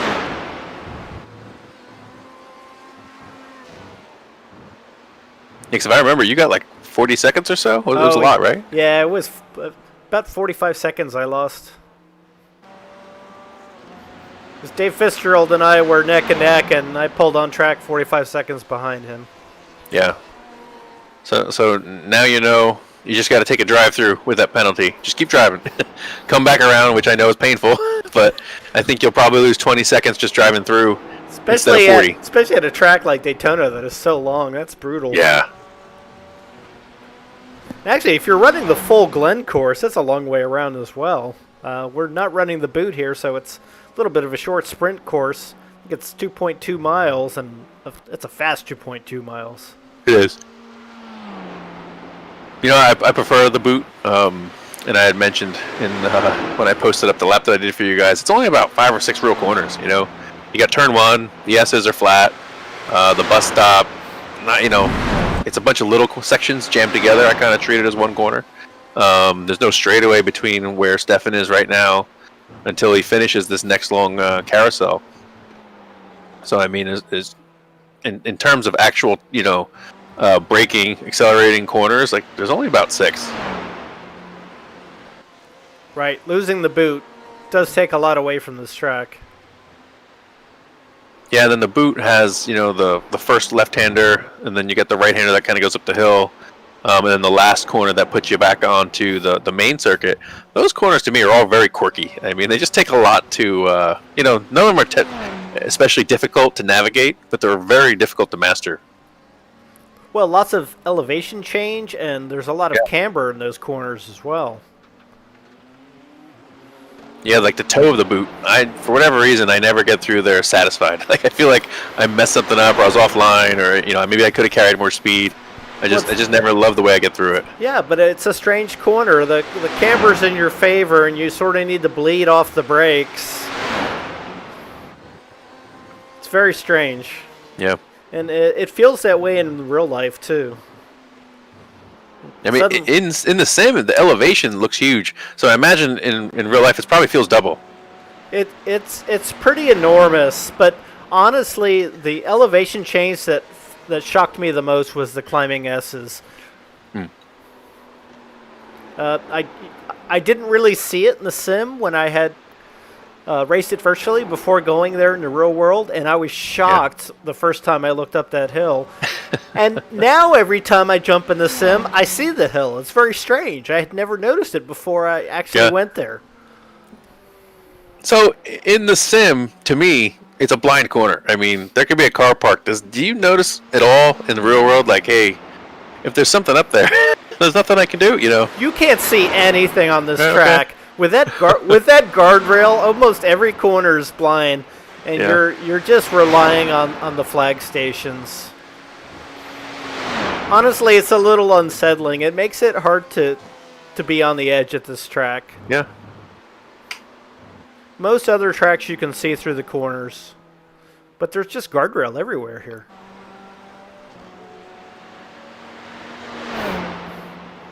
A few years ago when Lewis Hamilton and Tony Stewart traded places, I just remember David Coulthard saying, the penalty for going off track here is immense. Yeah, I don't think the Formula One guys like guardrails. I've heard people have asked them, like, hey, would you come to the Indianapolis 500? And I think it was Michael Schumacher said, if they take the walls down. Well, and I was there during the tire debacle 15 years ago, and oh, that's terrible. Saw his brother hit the wall pretty hard inside the oval. I believe that was Sebastian Vettel's first race, was it not? No, that was it. That was the year before. Oh, okay. Yeah. I thought maybe he was taking over for the injured driver. Yeah, I think that was the year before. It was the year when Scott Speed first got to drive the Red Bull on the test day. I don't know if you recall, back in those years, the lower teams that had less points the previous year got to run a third car on the test day. Oh no, I only started watching about 11 years ago. Yeah. And see, I think that kind of stuff's interesting. I wish they'd still do stuff like that. You see the gap in the field. Every little bit would help right now to make the show better. Well, it was fascinating because they used to have what was called the T car. So it was basically, each team had their regular two cars, but they had a third car, which was just in case. The test car. And then if someone wrecked and there was a red flag, then the driver could get the T car and they'd go start the race over again. So you'd see the driver jump out of a wrecked car and sprint back to the pits. Yeah, I remember. I wish I remembered who it was, but I want to say it was Melbourne. There was a wreck on the first lap, and somebody ran back to the test car. And they interviewed him later, and they're like, "Well, why'd you run?" He goes, "I didn't want them to stop me." He goes, "I was in a bad crash." He goes, "They would have kept me." He goes, "I figure if I got in the car fast enough, they never could have. They wouldn't get me back." Yeah. Well, Ian Ditson is taking his pit stop. Yeah, I think he's gonna lose the lead. Stefan is just entering the last corner now, and he's at full speed. Although Ian's at the end of the straightaway here. And he does not need He does not need a full stop, so he's not going to need to be there for the full 40 seconds. Stefan just passed start-finish line, and Stefan went by. Yeah, Stefan's clear. Now we assume Stefan's got enough fuel. But it's close. It's about 4 seconds. Yeah. Yeah, so Stefan had narrowed the gap down to about 29 seconds.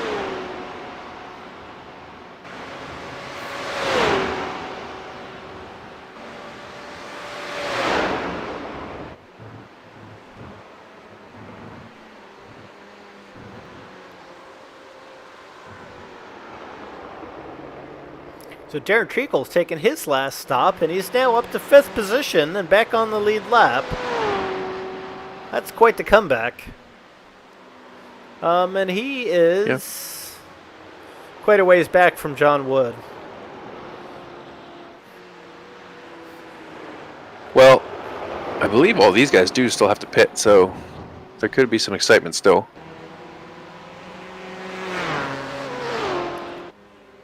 Well, Fitzgerald, Bob Lang, for sure need to pit. Yep.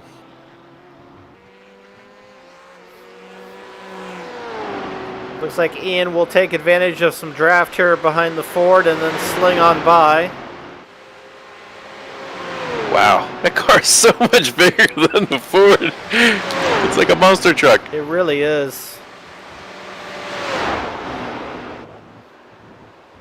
I'm not sure how much draft he really would have got off that little thing. Yeah, the BMW's huge and the Ford's tiny. iRacing does a very good job of modeling the details, and I'm curious if the Ford drafts the BMW better than the BMW could draft the Ford. I would guess so.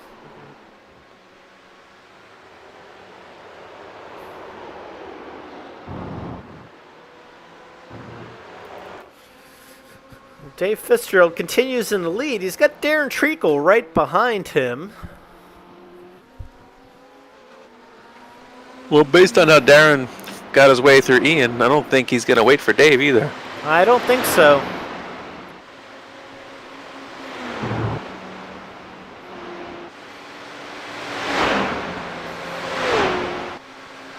Reed is right behind Darren on track, and after their first lap issue, after 75 minutes, they're still together, albeit not quite as far up the order as they want, but they're both in 4th and 5th, which, all considering, isn't a bad day. I mean, I think it was really, you don't want to have an incident, but the timing of the incident, forcing them both to make an extra pit stop, is really a problem.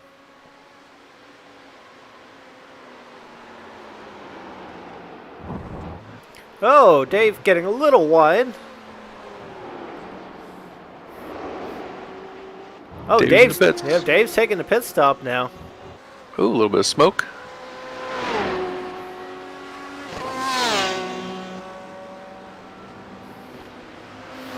There goes by Stefan. And Stefan's gone by. And Ian. Ian's going by.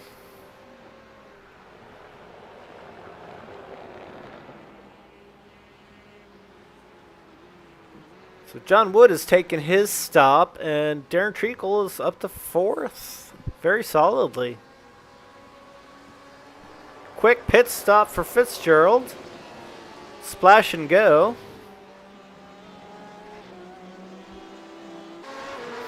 And he's about 17 seconds back of Ditson.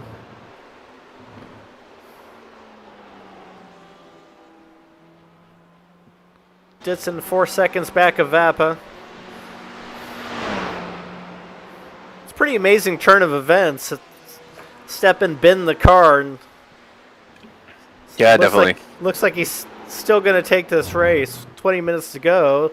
I'm sure he doesn't want to count his chickens too early, but he dodged a serious bullet there. Yeah, I think he's going to be a few laps to the good, and I'm thinking that his crash was at a much better time than Darren and Reed's were. You know, as those guys had to make the extra pit stop. Stefan just caught it just perfect. You know, I think he's a few laps good to the good with fuel.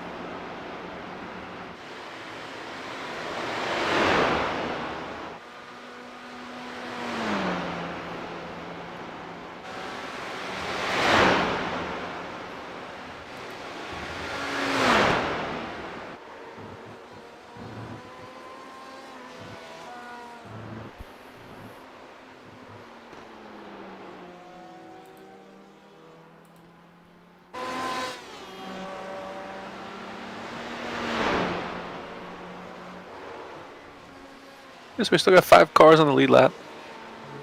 Only a few minutes left here, right? About 5 minutes, maybe? Oh. Yeah, we're at 1 hour, 6 minutes.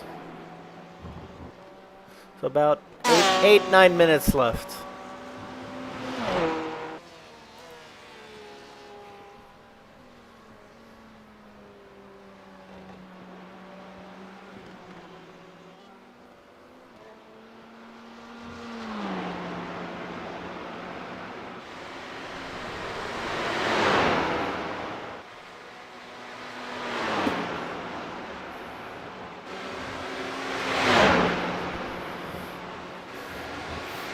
Actually, it's I think it's closer than I think for Stefan on fuel here. He did 26 laps his first stint, and he last pit on lap 39 is when he pit. So he's been out for 19 laps already.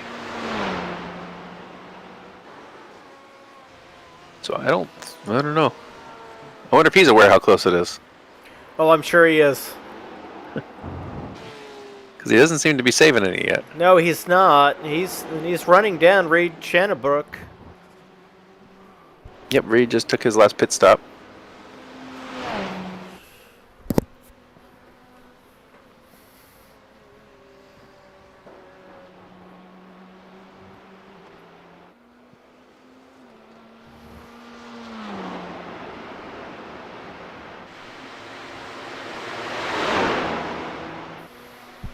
Yeah, I guess Stefan's only got a 5-second gap. I mean, you're only going to save so much fuel in 5 seconds if you needed to.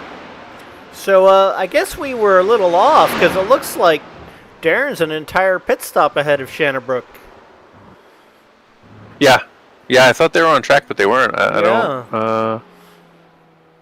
Where is he there? Looks like John Wood has popped back in the 5th, and Shannabrook will be trying to run him down. See if we can catch up with them. Yeah, close battle here. Wow, look at this. Fitzgerald trying to work his way through this. Wow.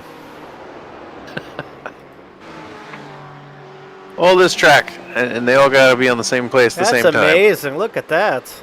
Oh, Fitzgerald is off. Dave! Shannabrook and Fitzgerald have gotten into each other.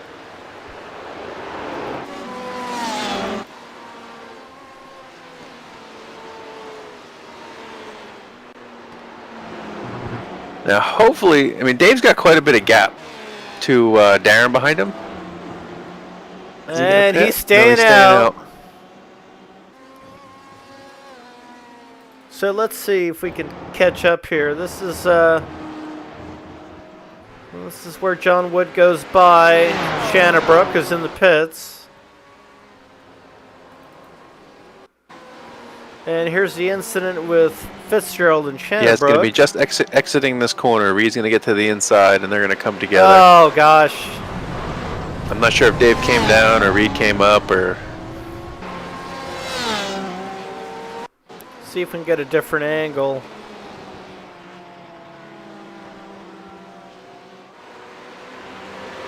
Oh, it looked like Dave got loose.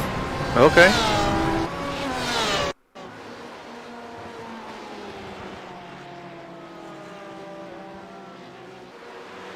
Yeah, I mean, at the end of the day, you got 3 cars in a very tight space. Yeah, it looked like Dave just lost it. Reed's able to hang on for 6. Dave's still in 3rd. Darren Treacle now 26 seconds behind him, but not much time left. I think I'm going to rule that one a racing incident. You know, if you watch it from both drivers' perspective, it always looks like the other guy's fault. Yeah. And if it's not obvious, it's it's probably just a little of both, and just too much. Like we were watching it because there were so many cars in a very tight space. Fortunately for Dave, it doesn't seem to be affecting his race too much. I mean, he lost a bunch of time, but it's not going to cost him any more positions. These cars are tanks. Yeah. Both of these incidents we've seen here, if they had happened in the Skippy, you'd be done. Oh, yeah. Yeah, those are fragile little cars.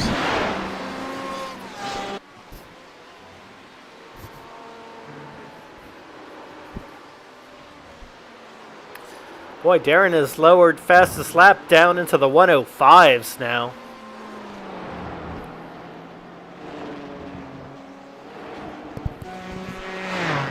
Yeah, several low 106s those last few laps.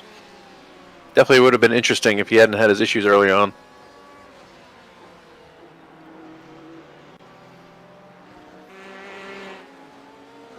Dave's still putting in solid lap times. I think the car's okay.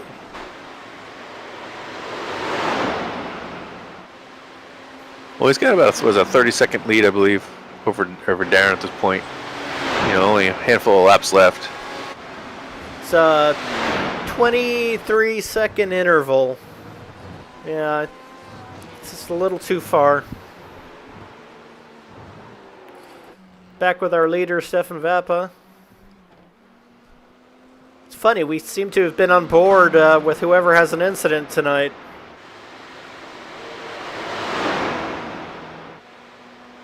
That's why I said we shouldn't have talked about Ian before. we stole his first win. Although I still think Stefan's going to be iffy.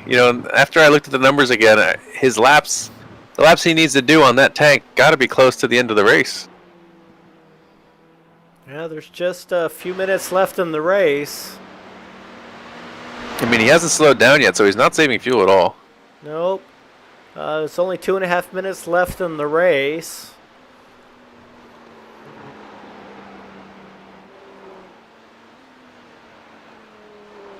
Yeah, I think just where he had his issue, it just turned out after he pit, he had just enough, to do his 26 laps. Because he's on lap 24 of his tank, so I think he's only got 2 more laps, but I think he only needs 2 more.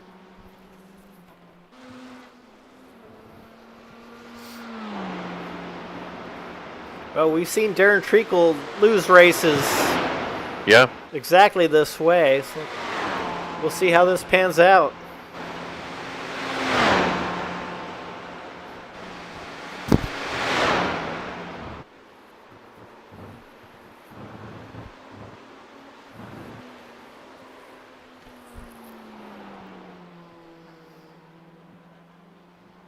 And the gap to Ian's about 6 seconds, so he doesn't have a lot of room for error.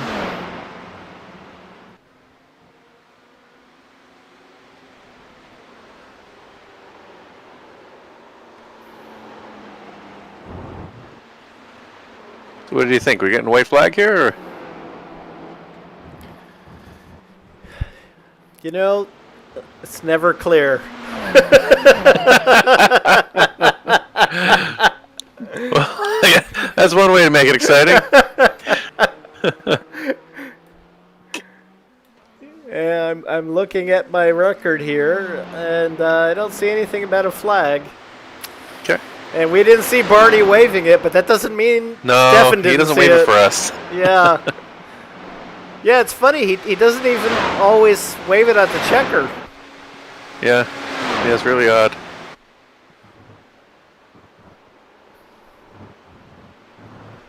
I'm guessing that Stefan's going to need another lap because we're still up 20 seconds left to go in race time.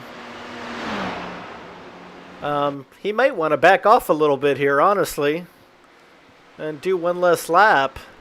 Yeah, like I said, I think he's close. I just... Well, I think he's going so fast here, he might cost himself a... Oh, I think he just backed off. Oh, no, it's last lap. He just backed off. Waving to the crew here. Yeah, there it is. Checkers.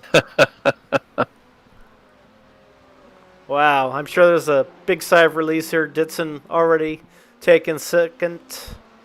And Dave Fitzgerald bringing it home. Happy he was able to continue on. Well, Dave will be another driver that's just relieved to make it to the finish line on the podium. Yeah, to have an issue like that so late in the race is just killer. Didn't hurt him at all, though.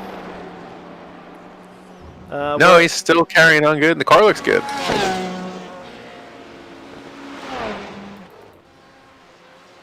Darren Treacle climbed back to 4th. I mean, I think that's pretty incredible considering he had to make an extra pit stop. That is incredible. But it cooked him in terms of the championship. Yeah, it's definitely not going to help. But, I mean, hey, there's races left, and Stefan can have some issues, or I hope guys are having some fun in turn 1. Oh, indeed.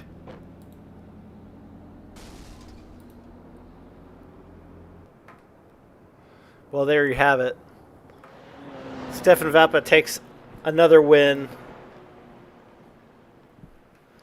Ian Ditson takes second. Dave Fitzgerald on the podium. Darren Treacle 4th. John Wood 5th. Reed Shannonbrook 6th. Dave Curtis 7th. Ian Wisman 8th. Matt Barber 9th. Bob Lang rounds out the top 10. Ralph Pagington 11th. Mac McCormack 12th. Clark Erstrom 13th. Ralph Solomon 14th. Christian Berzins 15th. And Don LeBayer 16th. Yeah, so Darren lost 3 points in the championship. Stefan patted his cushion a little bit. Ian's going to climb up a little bit. I think Ian's probably kicking himself a little bit. Well, if he had kept a little closer, yeah, he had a real shot at the win. Stefan's now 5 points ahead of Dave Fitzgerald, who has the lock on second position by 1 point over Darren for third. So, and is next week Sebring? Next week is Sebring, yes. Oh, bumpy old airport. It is bumpy. I took a few laps there tonight, and I was really shocked how bumpy it is. I was in a Formula car, and the main straight had my steering wheel shaking quite a bit. So let's see if we can bring some of our finishers into the booth here. Looks like we've got Ian and Stefan. Let's go ahead and pull them in. And Ian and Stefan, you are in the interview booth. Welcome. Hi. Thank you. Let's see if we can pull Darren Treacle in. Hopefully he's planning to join us here as well. It says he's on Discord now, so give him a minute.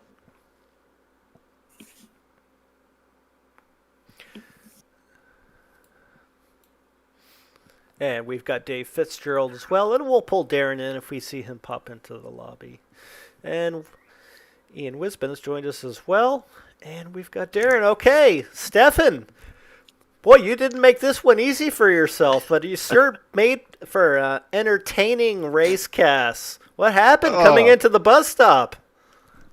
I was... First of all, I had a tiny bit more speed because I was in Ian's draft, and when I went for my brakes, I was just too late. Being so far over on the right-hand side of the track, I just, for whatever reason, didn't see or couldn't see my braking marker. And, boom to boom over the curbs and into the wall. So, almost, that was dumb. But your car was an absolute tank and was drivable, and you binned it at just the right time because you filled it up with gas and went to the end of the race. How'd you work that out? Very quickly. It wasn't when I wanted to pit, but it was late enough that I could take on enough fuel to get to the end. How much do you have left? I had 0.6 gallons. Oh, yeah, we knew it was close. And you weren't slowing down. You weren't lifting or saving anything, so... Well, I was shifting a little bit early. I was saving myself a few hundred RPM. But other than that, no, because I checked with crew chief, and he said I had enough, but it would be close. So I started shifting a little short. Got it up to the point where he was fairly comfortable with it, and had enough gap that I felt like I could keep that shift point and play it at least a tiny bit safe. But around here, around anywhere, trying to work through the traffic it is so difficult. And I had set the car up so it was on the bleeding edge of drivability, and it made getting past lap traffic more difficult because it was tough to drive it offline, and especially the fast lap traffic, because the car wanted to understeer as soon as it lost air on the front end. Yeah, well, Ian... Yeah, it looked like you were going into the corner following Ian, and that maybe it just took enough downforce away from the car where you couldn't get it slowed down. Yeah, Ian was going so quickly that I would come into the corners behind him, and my usually well-balanced car went right into a snowplow, and just didn't want to turn, so it made it tough. But it was, nothing that he did. That was totally on me. Yeah. Well, congratulations on the win. You sure figured out how to salvage what could have been a disaster. Well done. Thank you. Ian Ditson, you must have been sniffing a victory there. Did you think you had a shot? Yeah, until the point when I came into the pits and realized I put too much gas in the tank. Yeah, I had like 2.6 gallons left by the time we finished the race. So I think if I had thought about it better and put less gas in, I would have been able to come out of the pits closer to Steph and then maybe made it more of a race. Well, you had a solid race. You didn't have any missteps all night. You're very consistent. It was a really great drive. Thank you. Sorry you didn't get just a little bit closer. Yeah. A good race, but frustrating. It is what it is. Yeah, kind of lucky with how things panned out early on, though. Yeah, there was a bit of a melee on the first lap. You seemed to avoid it. Yeah. I watched Reed come over onto Darren and just eased way off of it because at that point you don't really know where the cars are going to end up going. Luckily, they went way off, straight off the track, and I just zipped around, and that was second place clinched. Well, you were a big winner and all that, and so was Dave Fitzgerald. And Dave, you also had a major incident that could have been much worse. What happened?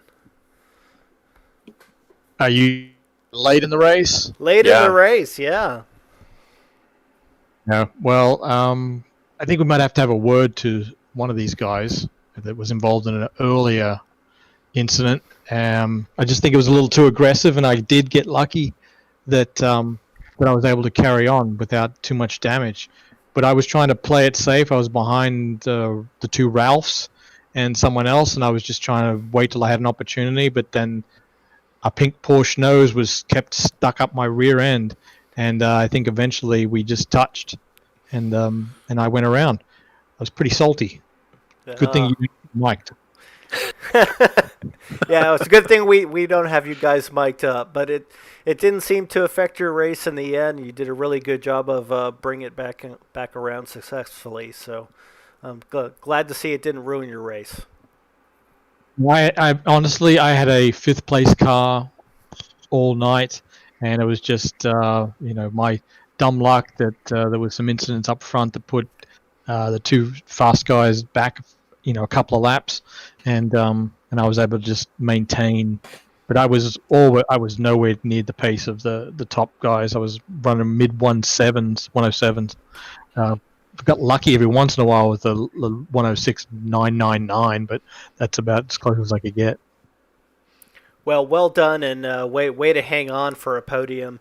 I don't know if you realize this. You are now second place in points, just 5 points behind Stefan going into the final round. Even a blind squirrel gets a nut every once in a while, right? Well, congratulations and good show. So, Darren, you had an interesting race. So why don't you walk us through what happened? I like how you put that. Interesting. Yeah, it was interesting. That's a nice way of putting it. I tried to give a little warning to Reed as he slowly kept creeping over on me, but he kept coming, and well, we know what happened there. The next, I went into the pits immediately. I had damage. I had to get repaired. Then I screwed up going into the pits. I wasn't paying attention, and I was fiddling with something on my keyboard, and got a penalty, 40-second penalty. So that was on me. Oh no! I was just going to go in and get the fast repair, but I got the 40-second penalty. Well, it is, whatever. It is what it is. And then I just came out and went for it. I figured if I can at least try to. I mean, I don't really know or have much of a strategy for these races, so I don't know that I could have done anything other than what I did at that point. Is just go one lap after another as hard as I can, hoping that somebody makes a mistake. Yeah, we kind of figured it just happened so early. You had to take that extra pit stop, and your chances were pretty much over. Just going for it was all you really had left. Yeah, I mean that's it was fun. It was a little hairy at times with going by a couple of the guys, but it was fun. I think I turned the fastest lap of the race, so that's a win. You did. You got under 106. Nice lap. 105.99. Ow. Well, Darren, you were very entertaining tonight. I think you passed the leader of the race a couple times on lapping yourself, and it made for some great camera time. So thank you for that. Hey, my pleasure. It was fun. I'm glad to hear that. Ian Wisbin, you climbed out of the booth tonight, took some laps around the Glen. How'd it go? I think it went reasonably well. Qualified 7th, probably about where my skill set is at the moment. Had a relatively clean start, but I think kind of early in the race, I took a bit too much curb in the bus stop and kind of threw myself off. And then kind of was just cruising along there for a little while, doing pretty decently. And then when I went in for my first pit stop, much like Darren, I wasn't paying attention and was over speed and had to serve a black flag on that pit stop. So that kind of threw me down at the bottom there. But I still had fun, racing back up through it. And as Stefan and Darren and the quick guys came through, I tried to, chase them for a little bit, see if I could improve myself. But overall, it was a good time. Caught up to Dave Curtis there at the end and almost pipped him at start finish. So I can't complain too much, and nice to get out there and have a drive every now and again. So thanks, Jim, for covering for me up there in the booth. You as well, Steve. Yep. Yeah, you bet. Well, you put on a good show most of the night. Looked like you had a lot of fun. You had, I thought, really good pace in qualifying.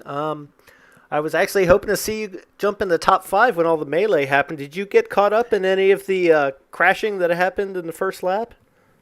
No, I heard about it on the radio net. I guess I was ahead of it, and then I heard Darren calling out to Reed not to move, and guessed the end result of that because it got real quiet real quick. So I managed to avoid all that kerfluffle, but managed to make a bit of my own. So yeah, it is what it is. But I had a good time.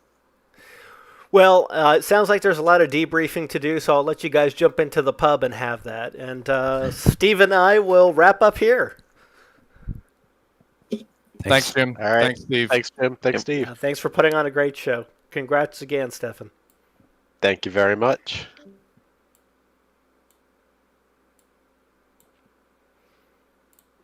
So I guess we should have expected it's a lap a little bit longer than 1 minute, and the track is tight, so there's going to be a lot of overtaking.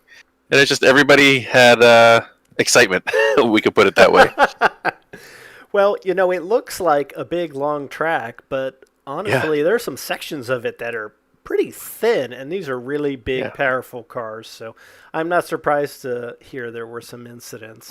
Well, you know what? It might not be super small, but it's high speed and it's narrow. So I mean, the laps are just going to click off quick, and everybody's going to be close all the time. It doesn't take a lot to have a big issue. No, it doesn't. But it was very entertaining for us, and we hope it was for all of you out there watching 16 VRG racers go at it in the virtual world.